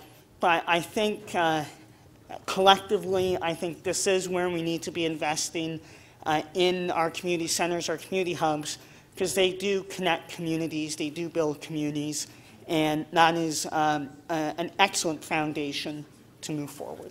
Thank you. Thank you. Councillor Wong-Tam. Thank you very much, Madam Speaker. Are the clerks ready with the motion? No. Can I just come back to it once the motion is prepared? Yeah. Okay. Councillor Shan. Thank you, Madam Speaker. As I was alluding to earlier, the northeast corner of the city, Morningside Heights neighborhood, wasn't built until 2000. Actually, the people moved in 2003. So we still use our neighborhood index based on neighborhoods that were created before that. I hear it was those neighborhood identifications were developed in the 90s. So 2003 onwards, this community has close to 15,000 people living in that area, 3 elementary schools with heavy enrollment in that area, with 0 city facilities in the M1X postal code, entire postal code. So it is very important for me to identify that need, and I will be working with the city staff to figure out how do we really kind of get this neighborhood on the map, because the city signs are there that says and identifies this as a neighborhood. The community feels connected through that neighborhood, but we haven't even gotten it on the map of social and urban planning within our city in an appropriate way. But I do support this report, and I'm glad that Morningside and Shepherd, we have a new community center that is, the fund has been allocated, and we are building a fabulous place in the northeast corner there at Morningside and Shepherd for communities to use. Malvern Recreation Center is crowded. There is a lot of demand on the community center. So that particular area, I know this has been a repeating story from different councillors saying similar things, but I actually want to look at the data to see how much of a disparity we have in terms of recreational services.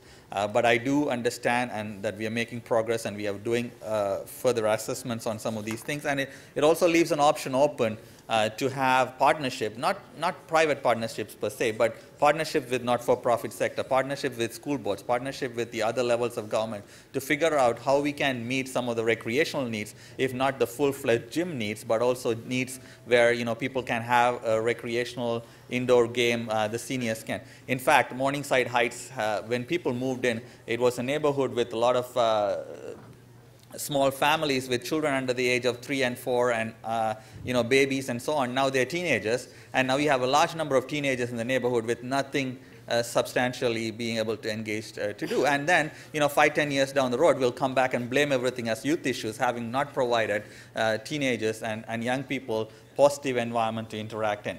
We have, our parks are filled with seniors during summer. We have, thank God, fabulous parks in our neighborhood. But during the winter months, for most of those 6-7 months, they are inside home isolated. So this is a heavy, this is a high priority problem for our neighborhood, and I want that to be addressed in some form or the other. And I'll be working with the staff to continue to do that, so through either partnerships or developing a model of service delivery where we can actually utilize the schools that exist in that area to do some more activities in that area.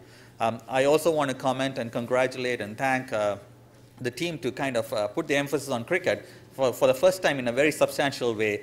This is a growing sport, a sport of the newcomers. We say we welcome newcomers, we welcome diversity. We have to change everything we do in terms of places of worship, in terms of places for playing, in terms of places to do business. And it's very heartening to see the emphasis and the kind of calculations made. And there could be multiple variety of ways cricket could be accommodated. In fact, professionals want to play in a bigger field, but some kids want to play anywhere. They're playing on the streets right now. So if we can make adjustments to make sure that the availability is there for kids to play, whether it's through soccer and baseball, places being multifaceted and permitted out in accordingly. There are many people who would play with a practice net, just a small net where you can actually practice, and that's a very confined area. So geography doesn't become a confining, the amount of space doesn't become a confining factor. In fact, if you look at the cricket team, national cricket team, it's one of the most diverse cricket team, and in fact reflect the diversity of Canada through a national team. You can't say that about any other national teams for Canada. If you take the cricket team, you will see the diversity of all continents being represented there. So I'm glad that focus is there. I'm glad that we are moving towards accommodating this growing sport, and I'm looking forward to working with the city. I was going to move a motion to ask for a cricket strategy, but I'm told that implementation will have a substantial details on this, so I will resist moving a motion. I'll work with the staff to see when the implementation thing comes that there's a comprehensive look at the sport and how we can develop this sport moving forward. Thank you. Thank you. Okay, we need to have a quorum call. Everyone that has their name on the list to speak is not even in the council chambers.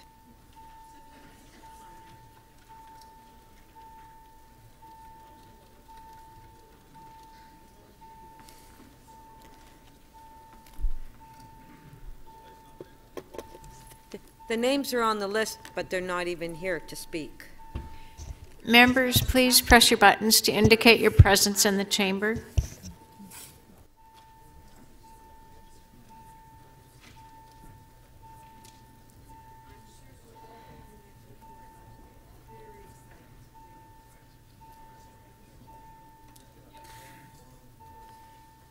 Councillor DiGiorgio, please.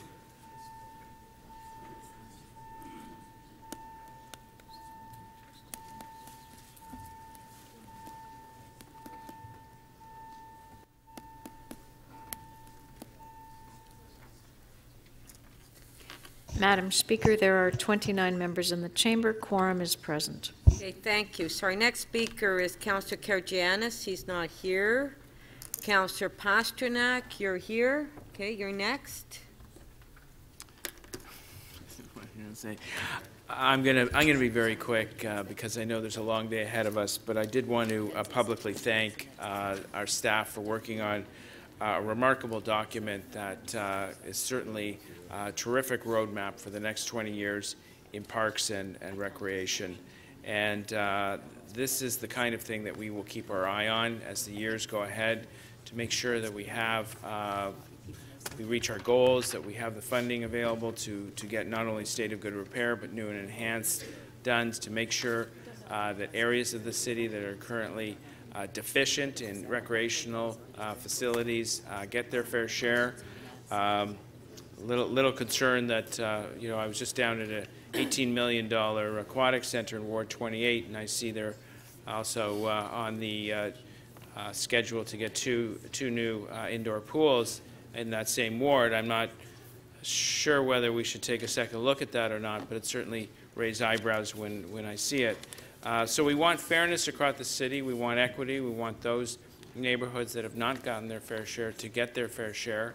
And that's something that, as the chair of Community Development and Recreation, I certainly keep my eye on as we go forward. We must be able to unleash the value of our Section 42 and our Section 37 funds to make sure that the projects we have coming can be properly funded from the agreements that come out of those funds. And of course, we have the development funds as well on top of that. Debt, if necessary, but not necessarily debt, would be my approach to that. And of course, we have to look at make sure that all of the facilities are equitable and affordable and wherever possible free. On a final note, I'd just like to echo the good wishes to Mike Schreiner, who who in the 7 years I've been here has been a remarkable support to help me get things done in Ward 10, to enhance existing facilities, to vision for future and new facilities. And him and his team, Joe Ferrara and Mario Pecchi, have done remarkable work and have transformed Ward 10 over the years. So I wanted to wish you very well in your retirement, and you will be missed. And congratulations on the great work you've done at the City of Toronto. Thank you.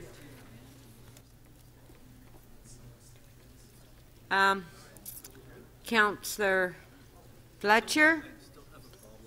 Councillor Fletcher's not here. Councillor Karygiannis is not here. Yeah, Councillor Wong Tam, your motion's ready? Okay. Yes, of course. Thank you very much, Madam Speaker, and thank you to the clerks who have put the motion onto the screen.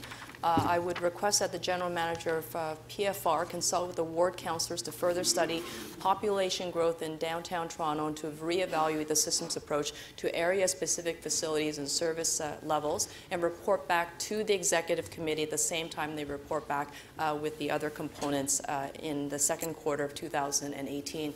And this largely is building on top of what Councillor Troisi has just mentioned in her remarks about needing some time to actually work with staff so she can provide her input. I just want to say, Madam Speaker, is that as the ward councillor in 27, I was not part of the consultation. And I, for whatever reason, we were missed, and that's neither here or there. But I would like the opportunity to sit down with the General Manager of Parks, Forestry, Recreation to provide her some of my insights. And Councillor Cressy is not here, and I've been trying to get a hold of him to find out if he's had some conversations. But nevertheless, between Ward 28 and Ward 27, I think that we would like to have one additional layer of input. Madam Speaker, this is a good report, and I think that developing a master plan to set the agenda and to develop the service levels, including facilities requirement for the entire city, is very, very good. And this is exactly the type of work that we should be doing, strategic broad visioning. We need to decide how we want to grow and build our city for the service levels that residents in Toronto are looking for and require. It would be a mistake if I didn't actually point something out. In Ward 20, 27, and 28, which is your downtown wards, we represent the largest area, well, we actually represent the smallest geographical area, only 3% of the land mass, but we also represent the largest employment center. Right now, as of now, we produce about 500,000 jobs. By 2041, that employment center and zone is going to grow over 915,000 jobs. In 2016, our projected census numbers were sitting about 238,000 for those three wards. By 2041, those three wards is going to be 475,000. So it's no mistake that downtown Toronto is growing exponentially. So we need to make sure that the people that are living downtown have the service and the facilities that they need, but also the people who work downtown and travel downtown, including the students, including people who are coming in from the far reaches of our city boundaries, are going to be able to use the same downtown facilities when they're spending most of their day here. Over 7,500 new residents will be moving into downtown every single year. That is not a small quantum, which is why we're seeing the population growth. And what I see in the report, and I don't want to cast any dispersions, but I think the report is a little bit misleading, especially as it pertains to downtown facilities. Our chair of CDR just mentioned that perhaps there needs to be a revisiting of the swimming pools that are coming into Ward 28. One in the East Bayfront, which is a brand new master planned community with extraordinary population density, and the second one is actually to be split. One community center, potentially one new swimming pool for 3 downtown wards. These 3 downtown wards will be 6 wards very soon. And in the report, the 3 downtown wards, there is a proposal to build 1 new community center.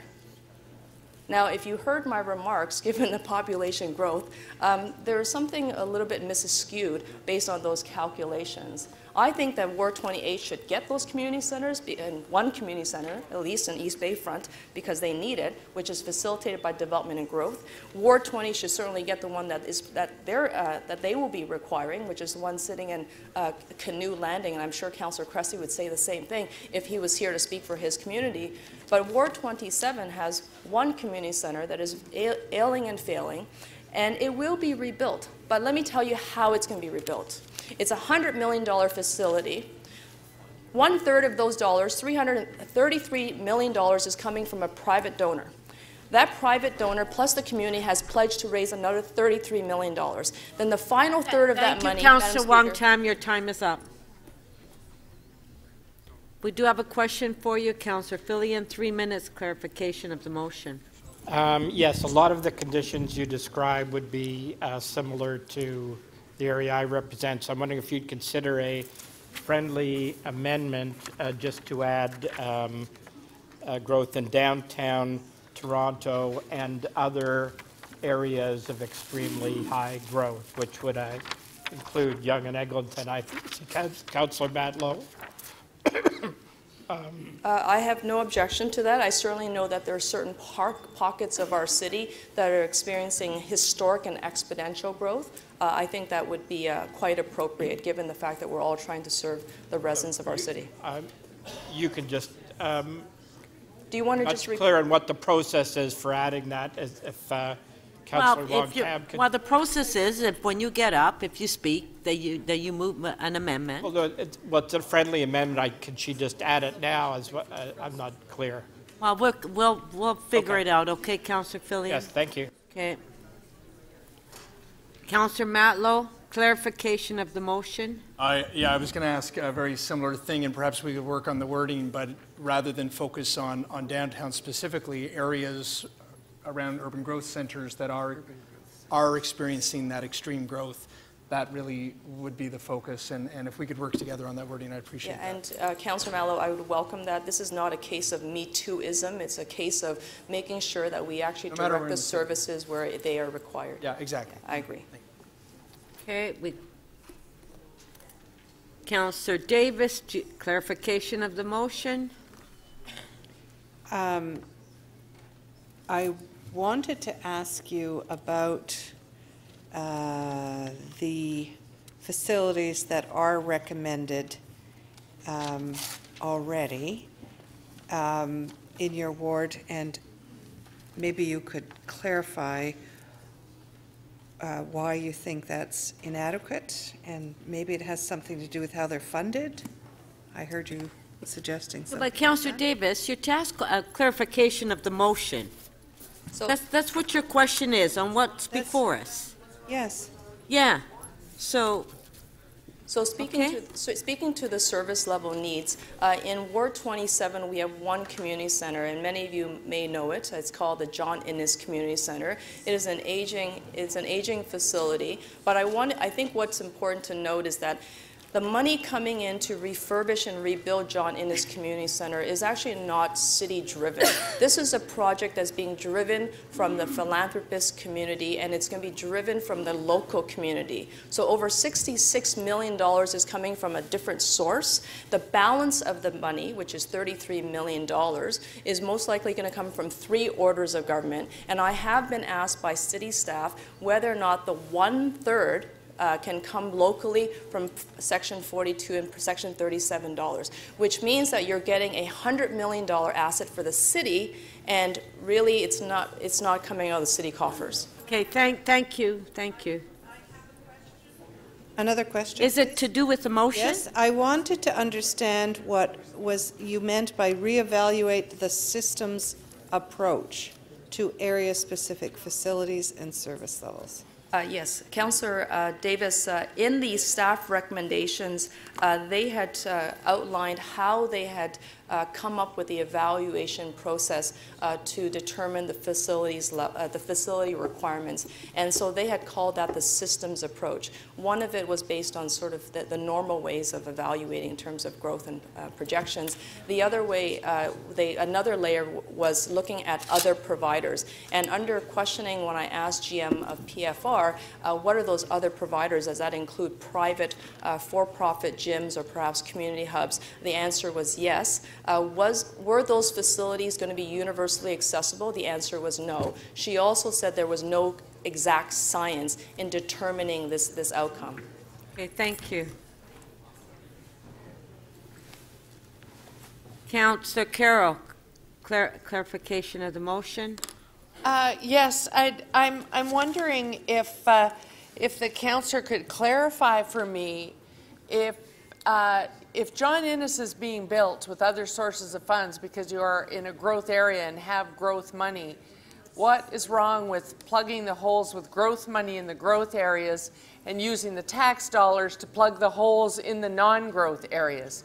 If you could clarify that for me, then I would understand what's wrong with the system-based approach in this report. The systems-based approach is using criteria such as other entities such as nonprofit agencies, private businesses, institutions, I'm assuming schools, and they use them as somehow to offset the service level deficits. Except for the universal access to those for-private and third-party entities are not always going to be universally accessible to the local residents. Not to mention the fact that the population growth is just absolutely extraordinary. So now I think I am more clear. So is what you're saying the issue for you is not so much what will happen in the capital perspective, but that if you build something with growth money, will the service level across the city be consistent? The operating service levels? Is that the concern? I would say the concern is both, Councillor, but certainly we want to make sure that there is some universality with respect to how services are delivered and that it has to be received and accessed equitably. Thank you. Thank you very much. Councillor Pasternak, clarification of the motion. Yes, thank you. Through you to the mover.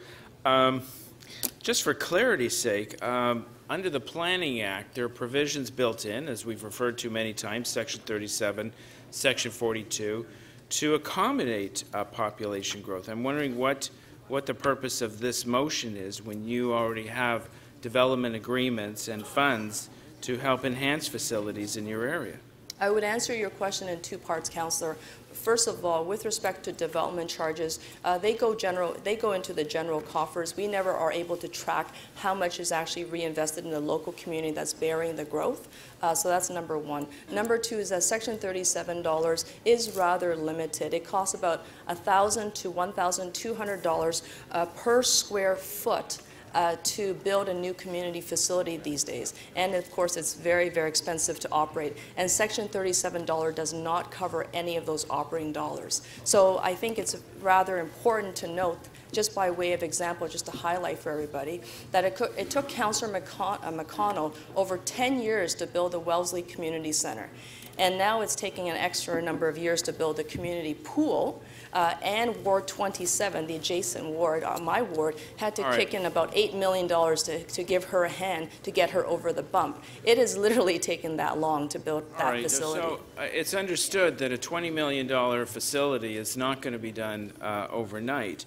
But if you feel that that the tools of the Planning Act to accommodate growth in your area are not adequate, then maybe you should be looking at provincial legislation and your agreements rather than feeling that density is not being accommodated. Councillor Pasternak, I think that's more of a suggestion than a question. We need questions of clarification. But I could also still answer that, Madam Speaker. No, that's okay, because it wasn't a question, Councillor Wong-Tam. Councillor Burnside, do you have a question and not a suggestion?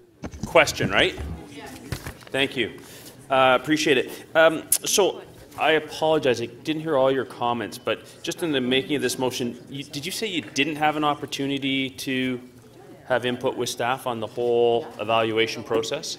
So my first meeting with staff on this particular file was November the 3rd. Apparently there was... Of this year? Of this year. Okay, thank you. My other question is, if we were to reevaluate the system's approach, essentially you could be blowing up the whole, I'll say, methodology in coming up with this facilities master plan. Then the outcome of this could actually be a whole new facilities master plan. Am I inferring correctly? That would certainly be an unintended consequence. The only thing I wanted us to do was consider that downtown Toronto has a very different land use, for example. We are seeing not just the population growth, which I don't think is refutable, but rather that the staff have considered other providers, perhaps with far more weight in downtown Toronto, because we have a number of private gyms and perhaps they're building some of these facilities inside condominium buildings. But with 19 TCHC buildings in Ward 27 alone, I can tell you there isn't a gym in those 19 facilities. Right. So my understanding is that this whole facilities master plan used an approach of what the facilities are within a certain radius given 34,000 people. Does the facilities master plan, does that address your concerns, or is this something totally different? It would be different, Councillor. Okay. And then, so you do concede that if we vote in for this, we could be blowing up the facilities master plan? So even if it's not intended, that could happen. Is well, that? I'm certainly hoping not to blow anything up. That's not my intention. The only thing I wanted to do was highlight the fact that perhaps what they needed to do, staff, is to just take another look in the downtown environment and not assume that we're able to sort of take care of our own. A membership to the YWCA, which is the Central Downtown Y, is not affordable for low-income working families in downtown Toronto. And I think that... Okay, sorry. Yeah, I get it. Thanks. And I think that staff are factoring some of that in. Okay, thank you, Councillor Burnside. Councillor Robinson is next to question. Yeah, Councillor Carroll's questions inspired me to stand up. I guess like you represent, you have some neighborhoods that probably don't use public facilities. They would maybe use venues like the Granite Club or the Cricket Club. Is that the top part of your ward? Would that be true? Yes, but that is also on the other side of the tracks is another community that would probably say that they were not going to be able to afford membership to those private elite facilities. So what percentage of your ward do you have a sense of that? In terms of general percentage of who has private gym memberships and who doesn't? Is that the question? No, the question is what portion of your ward would need community centers versus those using private venues and centers. Councillor, it may surprise you, but if I go into my northern half of my ward, which is generally seen as the more affluent parts, even those communities have pockets of poverty, and even those communities have TCHC buildings in Yorkville, and co-ops in those areas, and those residents have said it would be great to have a community center. I'm not saying put one directly in that neighborhood. What I'm saying is that the staff recommendation of one new community center for 3 downtown wards is too... Councillor Robinson, clarification of the motion, please. And I am trying to do that, absolutely. I'll try to keep... So are you recommending that we now share Section 37 money across the city? Because that's what I'm understanding, is that there's high growth areas and they have the luxury of Section 37 money and 42 and et cetera, whereas there's a lot of councillors in this room that have $0 in the bank. Yeah, and so are you recommending sharing that Section 37 money if we take this approach? Yeah, so Councillor, I'm not, I mean, to change the Planning Act would be something that will be beyond the scope of this response. I can say that any growth in any parts of any part of the area in the city, there are some monies that go into general coffers, such as Section 42, which you get a portion of, whether or not you bear a 100-story tower or not, as well as development charges. That goes out. The only thing the local communities get to keep is the Section $37. Correct. And you have sufficient supply of that, correct? Okay, thank you, Councillor Robinson. Thank you. Not enough Do you to have build an another entire question, community Councillor center. Robinson? You still have time. Do you have another No, question? no, that's fine. That's Okay. fine. Councillor Karygiannis, question, 3 minutes. Thank you, Madam Speaker. I want to thank Councillor Wong Tam for putting the motion forward, and I'm reading it, and it says, ward councillors to further study the population growth in downtown Toronto. And, you know, I'm sort of taken back at that, and I'm going to share some numbers with you so you see where my question goes. In my ward, I'm getting 19 towers. In Councillor Kelly ward, he's getting another 20 towers. Now, and north of our places, this is Markham and, Markham, Kennedy and Steeles, and these people will be coming down, there's another 4,000 people. In total, we will have a growth of 14,000 people. So when you only say downtown Toronto, I'm sort of taken back and I'm saying, hold on, we got 19 towers, 20 towers, and the 7 just north of us. Why only downtown? So, Councillor, I referenced downtown because as growth heavy as that may appear, it's still not where the quantums are that we're seeing with respect to the population growth.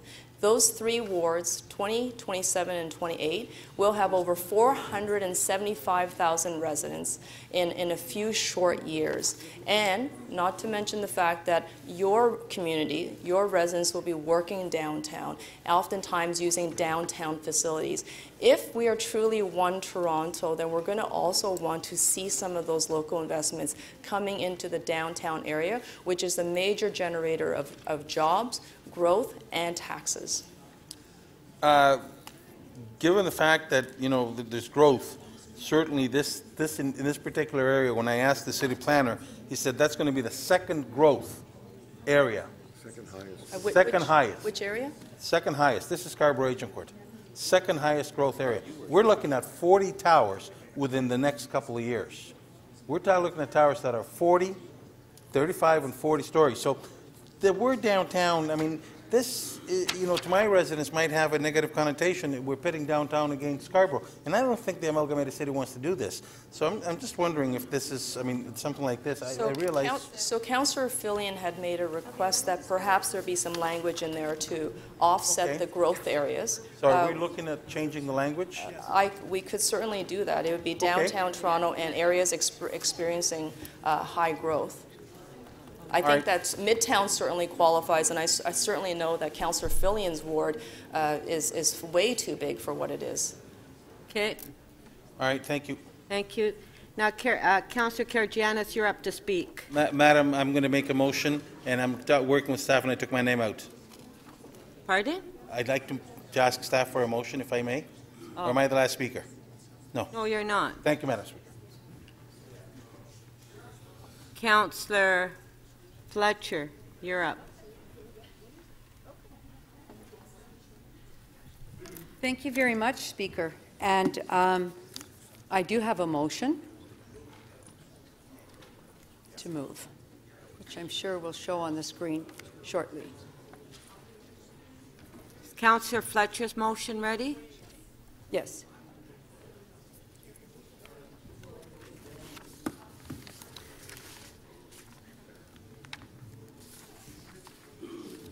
There it is there. It follows up on some of the questions that I was asking earlier regarding those facilities that were originally built, and I think most of them were built in the City of Toronto, the old city. There may be some that were built in other parts of the city by legacy cities, and they were all built and nested in schools with the idea that the school pools would be used in the day by swimmers that go to that school, and after hours, that tremendous facility would be available for use by the community.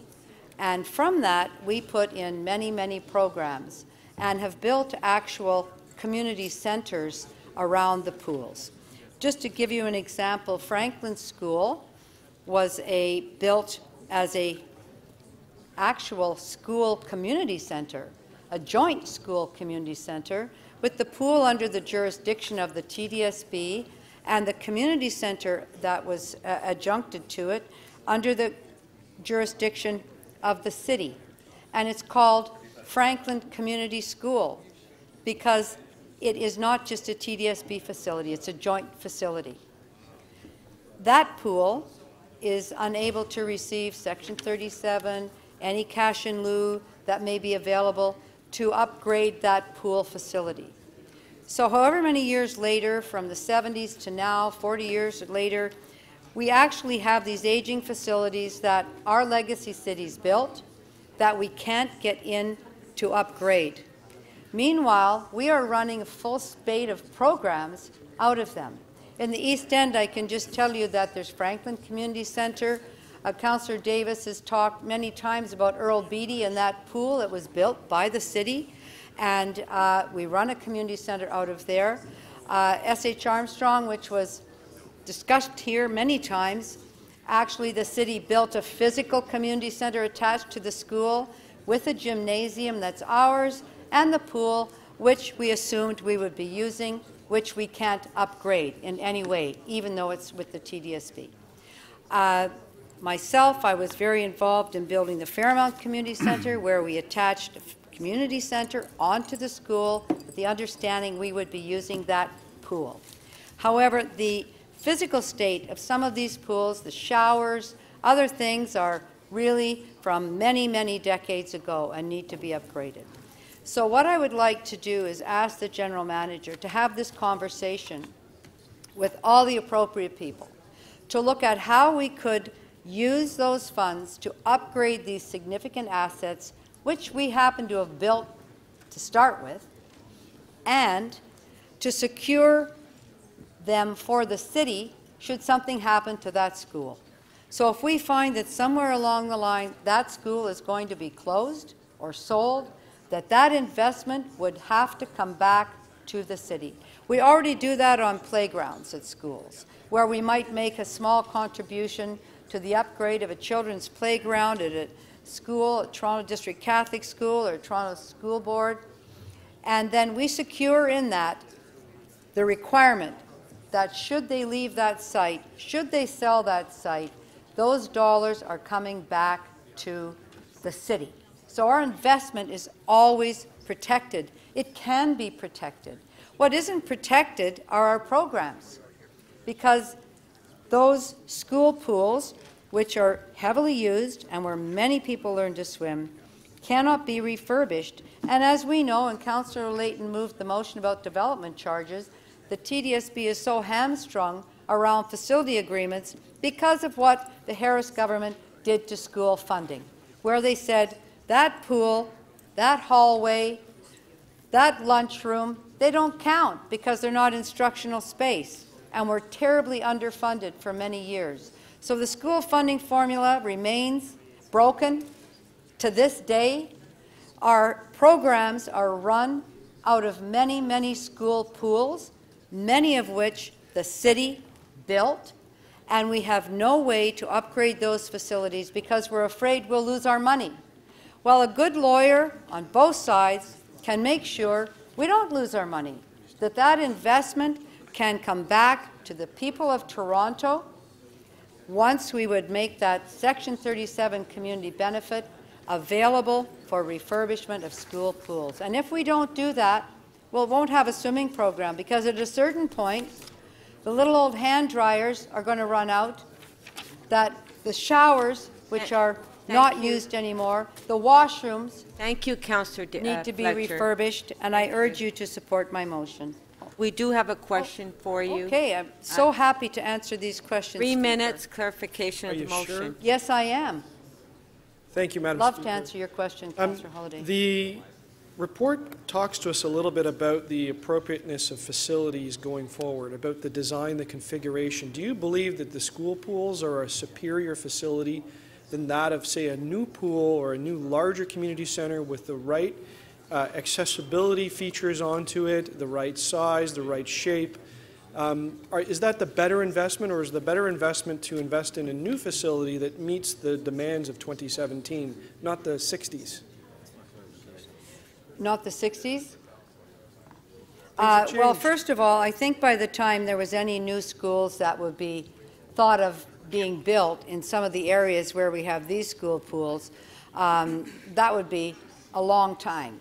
As we know, there are areas of the city which don't have enough facilities, which don't have enough recreation facilities. And I just remember Councillor DiGiorgio talked earlier about the community centre that Councillor Nunziata started, actually when she was mayor. I think it's called the Black Creek. Is it the Black Creek? Or York Community Centre. York Community Centre. That has a fantastic new pool, that's a great facility. That took 20 years to build.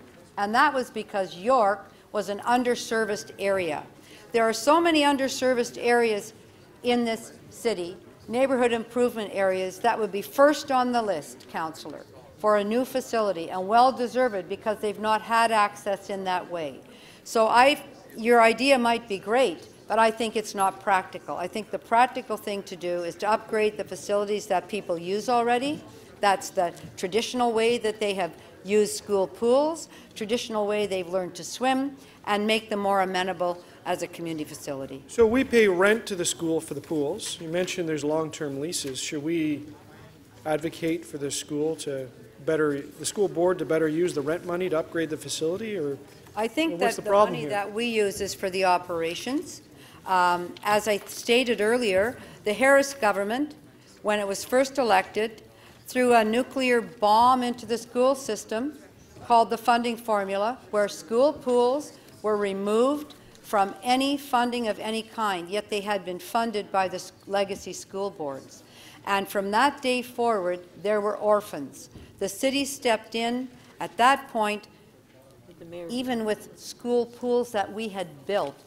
And every school board, including Etobicoke, had a relationship with the city of Etobicoke that was very closely integrated about recreation facilities, and I think some of that exists till that day.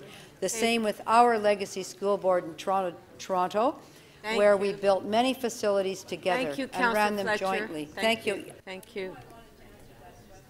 Councillor Davis. Thank you. I just wondered if you'd be willing to consider an amendment, or I can move it as a separate amendment, that it wouldn't just be Section 37 and Section 42, but we would also add and city capital funding. Because where we are, as you rightfully point out, we are not investing any city dollars, not even capital money, into those facilities. I think you should make that as a separate amendment. Okay. I am believing that the cash in lieu goes into capital, but to look for a separate capital stream, I think it should come from the facilities dollars that we're capturing from development, which is our cash in lieu. Okay.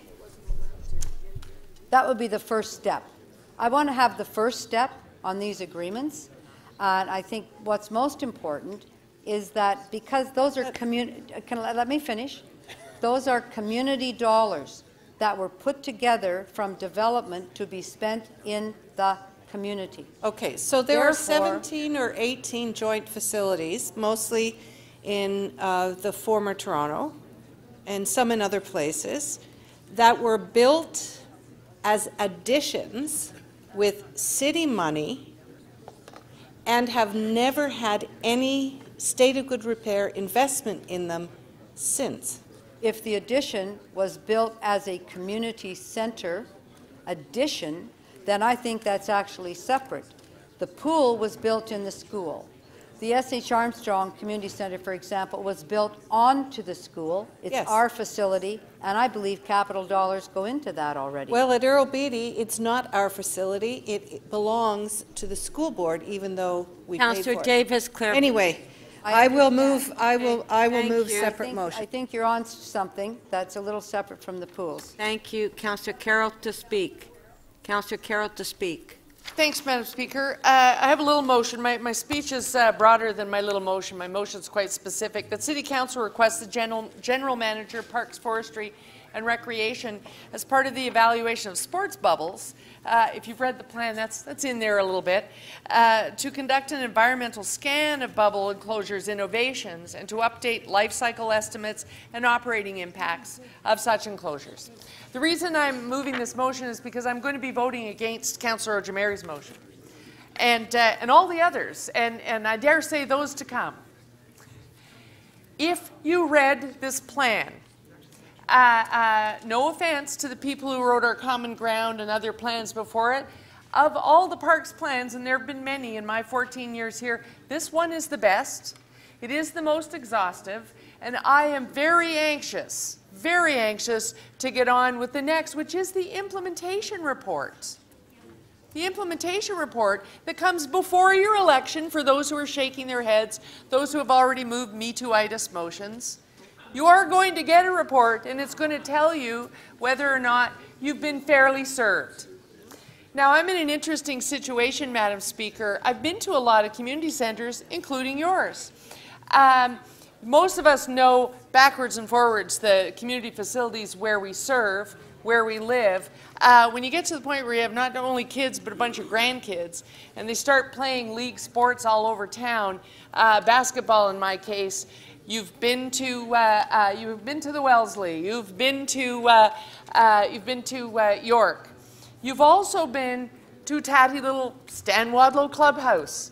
You've been to John Innes, and if you have been to John Innes, that's job one for me. For me, that one's job one. I spent the summer going there every day. It's right next to where we had our safe injection site tent. It's a tiny little center trying to serve a whole lot of very needy people, and it desperately needs to be done. But here's my thing. I've been the beneficiary of growth funds. I got a brand shiny, spanking new turnkey community center because of the growth in my area. And I hope you don't begrudge that because I have 20,000 new people. 20,000 new people over the span of a decade have been or will be moving into that area, all in the span of 10 to 12 years. And so, of course, there is an upgrade in services, but the developers paid for it. Turnkey built it. We often make the joke in the community, we got it for wholesale. Because rather than take the cash, they built it. And what I say to myself is, thank goodness, because when I go to Stan Wadlow on Canada Day and I troop into the grottiest, damp, really non-functioning building soon, in the park where we go to Canada Day with our grandkids, I want tax money to fix that building. I've got growth and growth money, and I'm using it to serve the new residents and the existing residents. But we have to fix those other places. And that's why in 100 pages, this report has done an exhaustive inventory of how we go about doing that, how we go about setting priorities, how we take a system-wide equity approach without getting into a one-upmanship, Me Too-itis situation. And it says, please let us get going on this. There isn't a minute to waste. If we're going to do what you want us to do in 20 years, we need to start tomorrow, and we're going to be back here in a few short months with the implementation plan. And at that point, if we got it wrong, you'll start to tinker and tweak. But please let us get that implementation plan off the ground. And to make things fair, to make those people who don't have the growth money that my community has, who don't have the choices that my community is making in all their parks and recreation facilities through participatory budgeting because they have money and choices, for those communities that don't have it, I want that plan to get going. Because while I represent my ward, I worry about the recreation and the welfare of children in the entire city. Thank you, Madam Speaker. Those are my remarks. Thank you. Councillor DiCiano. Thank you, Madam Speaker. I'm going to be quite short. Obviously, we need a plan, a long-term plan when it comes to parks and rec facilities in the city. There's no doubt about it. From what I've read in the plan, there's lots of lofty goals and commitments. There's no doubt about it. So I'm going to be asking staff over the next few weeks to arrange basically a departmental briefing with my office to really understand the process that developed this master plan. And I'm going to hold ultimately my final comments to when the implementation strategy comes to executive in July of next year, so I can make sure for myself that the realities or the goals in this plan can actually hit its reality. So thank you. Thank you. Councillor Burnside. Yeah, thank you, Madam Speaker. Do I love this plan for Ward 26? Not so much. I'm disappointed. But do I think it's a fair plan? Yes. And do I think it's good for the city? Yes.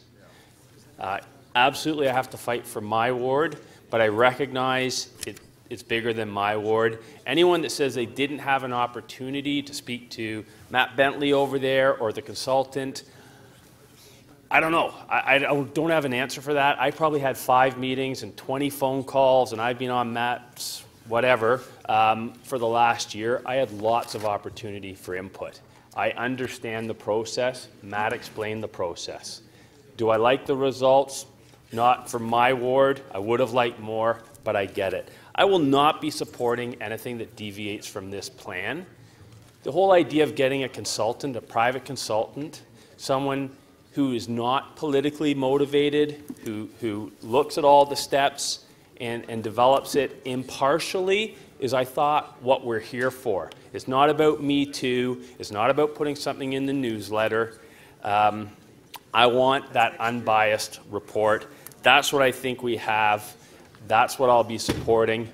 Would I like it to be more ambitious? Absolutely. Would I like it to be a 10-year time frame? Absolutely. That's where we come in. But in terms of the roadmap, thank you very much for the work you did. I will not let politics influence my decision. Thank you. Councillor Karygiannis.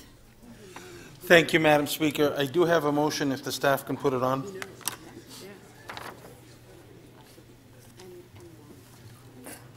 Madam Speaker, further to my comments that I made a couple of minutes ago when I was asking my colleague, myself and Councillor Kelly, Councillor Lee, and Councillor Shan, we're looking at an exorbitant growth in the next few years. So therefore, I am asking for a similar thing that Councillor Wong Tam had to the area north of 401 in Scarborough. We have areas that are park-rich. However, those areas are hydro lands, and our agreement with Hydro might end at some point in time, and Hydro might want to build in those lands as they build it in the north-south corridor parallel to Pharmacy, between Warden and Pharmacy. Those parks we can lose. We do have constituents that are looking to get into soccer domes, get into cricket fields. It's probably the 2 fastest sports growing in North America. We also need to make sure that our children have areas where they can go and play. Our elders have places, they have community centers that they can go and get involved and be mentally sound and keep well. And right now, in my ward, I only have 1 community center. There's other wards that have 3 and 4. I realize that these wards were built earlier on than mine, and mine is just around the corner. But when you have, in an area, Scarborough Agincourt, that we share, myself and Norm Kelly, Ward 39 and Ward 40, when you have knocking at your door developers with 40 towers, and we're not looking at towers that are 10 stories or 6 stories or 15 stories, we're looking at towers that are starting at 35, 40, and 50. And when you got development just happening north of Steeles, encroaching our area, the people north of Steeles in Markham, they will come to Toronto because the programs are free. So we have to look, similarly to my colleague downtown, we also have to take a look what's happening north of 401. People will say that north of 401 is only a place where people go to sleep. I disagree with that. North of 401 in Scarborough, which is a forgotten community in transportation, forgotten community in a lot of things, is a vibrant community and it's growing. And those people must realize that they are also part of the citizens of Toronto and they're not looked upon as second-class citizens. Thank you, Madam Speaker. Thank you. Councillor Davis to speak.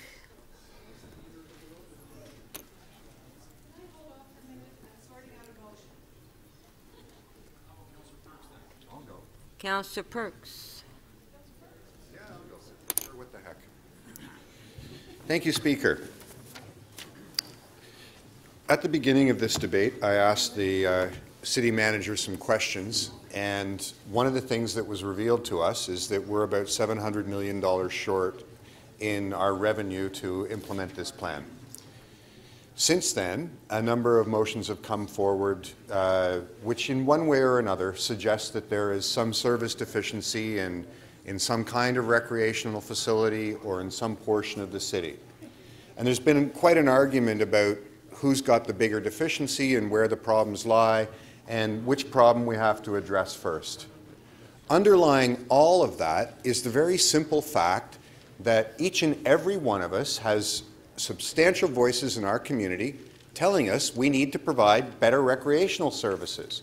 We simply, as a city, don't make the investment to make our constituents content that we deliver enough facilities to provide the services that people want.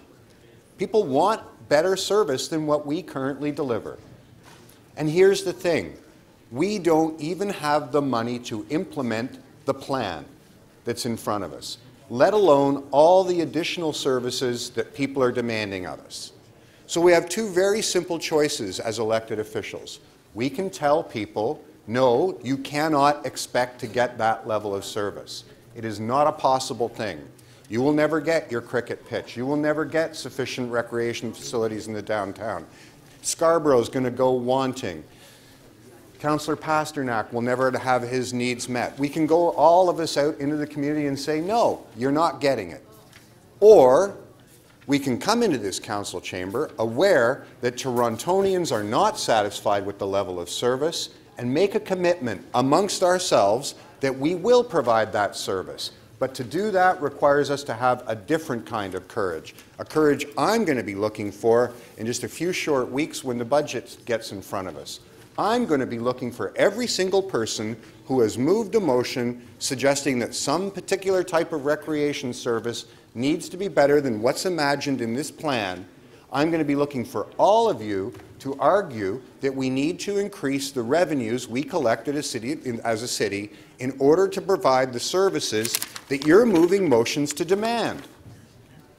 If you do one without doing the other, you're not providing the kind of leadership that this community needs so that we get the services that people expect of us. So, look at the motion you've made. Have it in mind when Councillor Crawford and the Chief Financial Officer launch a budget in just a month or so. Have those things in mind and ask yourself, am I pursuing what my constituents want by supporting this budget?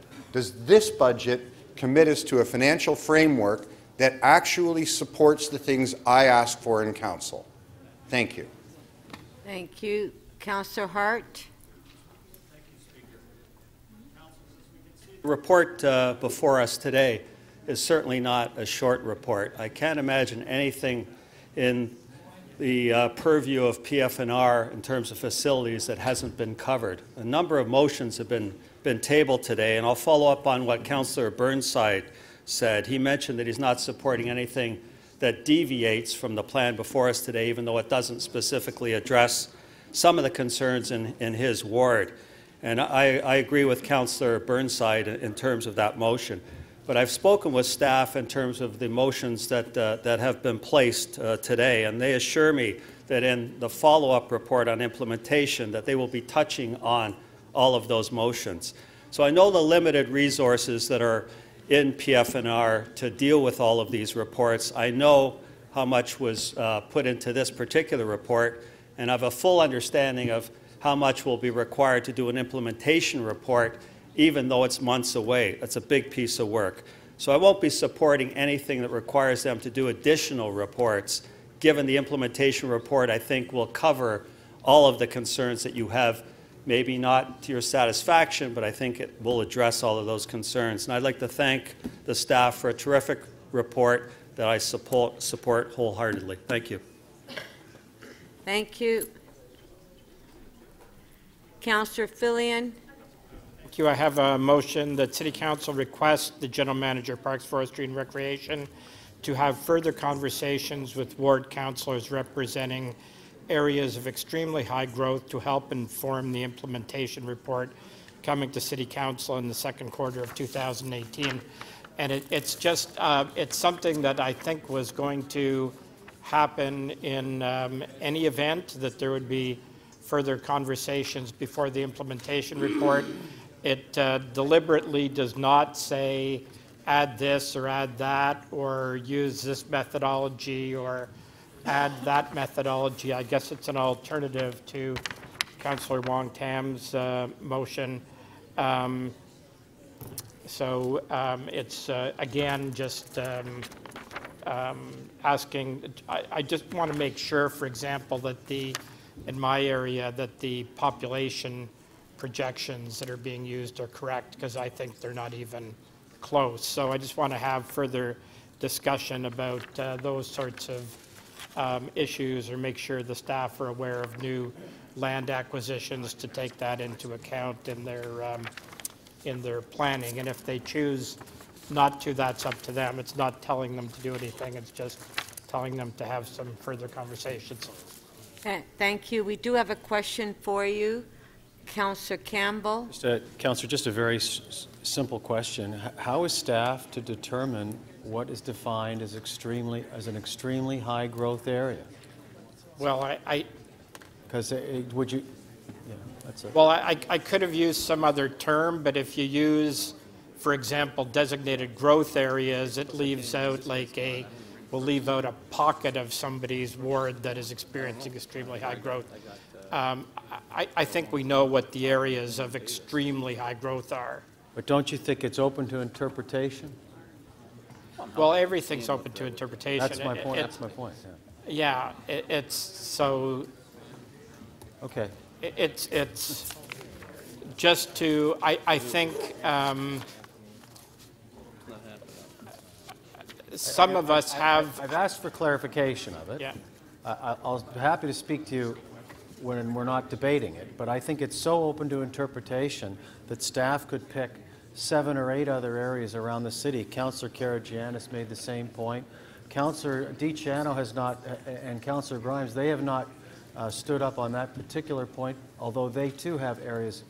Well, I mean, I think we know that there's certain pockets of the downtown. We know Yonge and Eglinton is exploding, and my ward, if you took the length of the redevelopment area in my ward and started it at Front Street, it would go to north of Bloor Street. I think nobody has any idea how massive it is and how the population is exploding. So I'm not asking for anything. I'm not saying, give me this, give me that. It's an alternative to Councillor Wong Tam's motion, just to say, can we just, and frankly, it was something that was going to happen anyway. All right. Okay, thank you, Madam Speaker. Thank you, Madam Speaker. Thank you. Yeah. Councillor Carroll, do you have a question? Yes, Madam Speaker, just for clarification, and I'm not trying to pick specifically on Councillor Filion, because I really should have asked this of everyone. Is there something about the map on page 7 that looks at not only approved, but the projects under review in your ward, puts a black line around your area, calling it a growth center? I'm sorry, I didn't know. Yeah, I'm asking a question of you as a mover. Sorry, I was distracted. Is there something about the map on page 7 that looks at every project under review in your area, whether it is a large center or a 200-unit building, and puts a black line around your ward, calling it a center and growth center? That you need more? Should we go beyond projects that are not yet approved but under review? The 20-year projections are not even close, Councillor Carroll, but I didn't want to get into that debate today. I'm not saying do this, do that. I'm just saying, you know, again, it's something that was going to happen anyway. It's just a further conversation. Just let's check the numbers. I'm not saying add this, add that. I'm saying let's go over the numbers. Let's go over the land acquisitions. For example, again, I'm not asking for anything in particular, but for example, there's a 5-acre land acquisition in the area that I won't even be representing anymore, that unless it's just growing grass, will need some facility. I don't think anyone was aware of that. The answer I'm getting is yes, go beyond projects under review and add land acquisitions. That sounds like what your answer is. It's just a conversation that may be things that the staff, yeah, no, they're right, yeah, that's how the way it was done. It's just a further conversation. I'm not asking for anything specific. Okay, thank you. You have my answer, Madam Speaker. Thank you. Councillor McMahon? You took your name off, Councillor Davis. Yes, I know, but Councillor McMahon is next. Well, as the chair, I'll go at the end. You have to put your... Councillor McMahon, you want to go last? Yes, please. Okay. No, it's off. I'm sorry, Councillor Davis. You further on. Okay, Councillor Davis, go ahead, speak. Okay. Speak.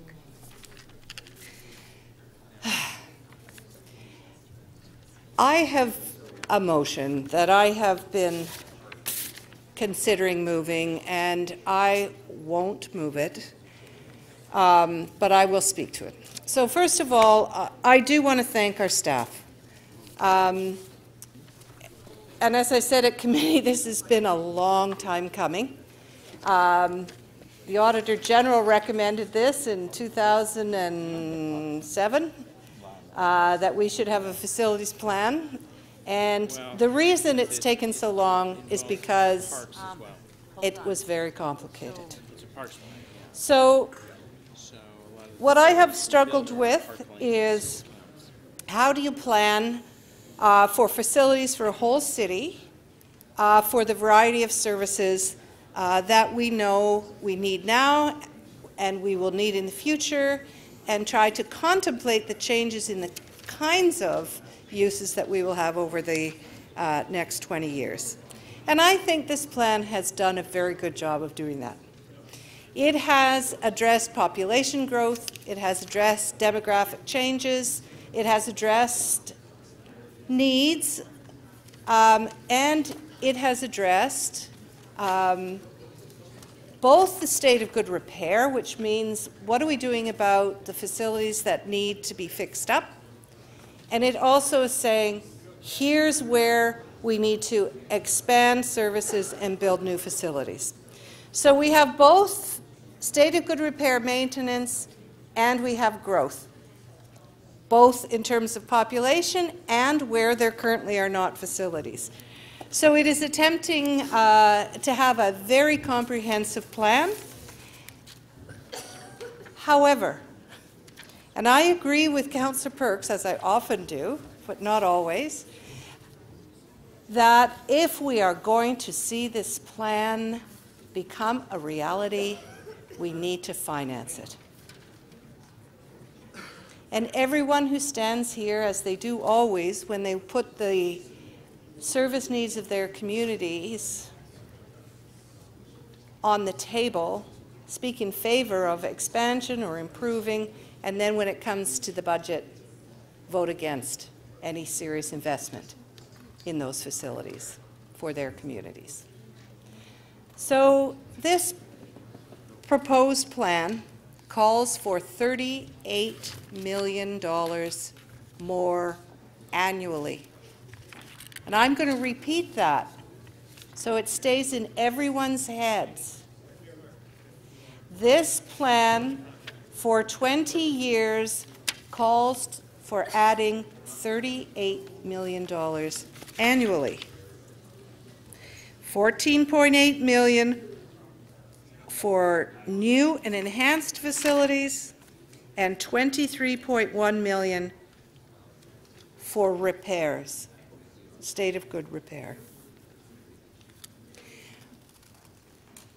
When I listen to Josie Levita, which I do every year, in fact, she's not in the room right now. I hope she's listening because I hear her voice all the time. We need to have plans to determine where we're going to. Madam Speaker. Point of privilege. Madam Speaker. Yes, just one sec. Who's calling? Councillor McMahon? Sorry to interrupt Councillor Davis's speech, but can we move to finish the item before lunch? No, no, I'm sorry. There are some councillors that had to Good try. leave, and they asked that the vote be taken after lunch. Okay, Councillor Davis, would you like to continue? It's already 12:30. Councillor Davis? Yes. Sorry. So what we have always attempted to do in trying to build this and respond to the needs in our city is to say, what are those needs?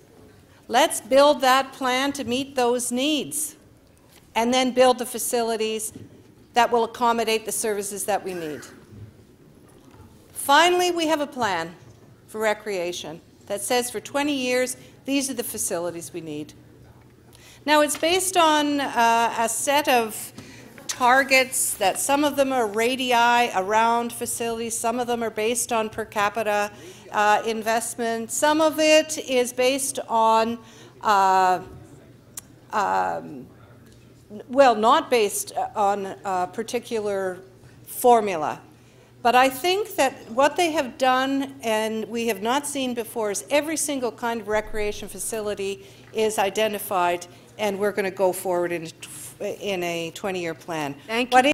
Thank you, Councillor Davis. Your 5 minutes. Okay. Yes, we're going. Councillor McMahon, you'll speak after lunch. Okay. Recess. Pardon? Quick release. How many? What we have? Well, we have 2 minutes. Quick. Okay, Deputy Mayor Minnan-Wong. Yes, CC 34.2. What page? Pardon me. Page 5, CC 34.2, Toronto Real Estate Agency Board appointment of public members. I think I've been talking to people that this issue has been settled, so I'd be prepared to move the recommendations. Okay, on page 5, CC 34.2, Deputy Mayor Minnan-Wong is releasing. No, that's civic appointment. She's okay with it. Toronto Realty Agency Board. Councillor, just say you held it. You're okay to release it?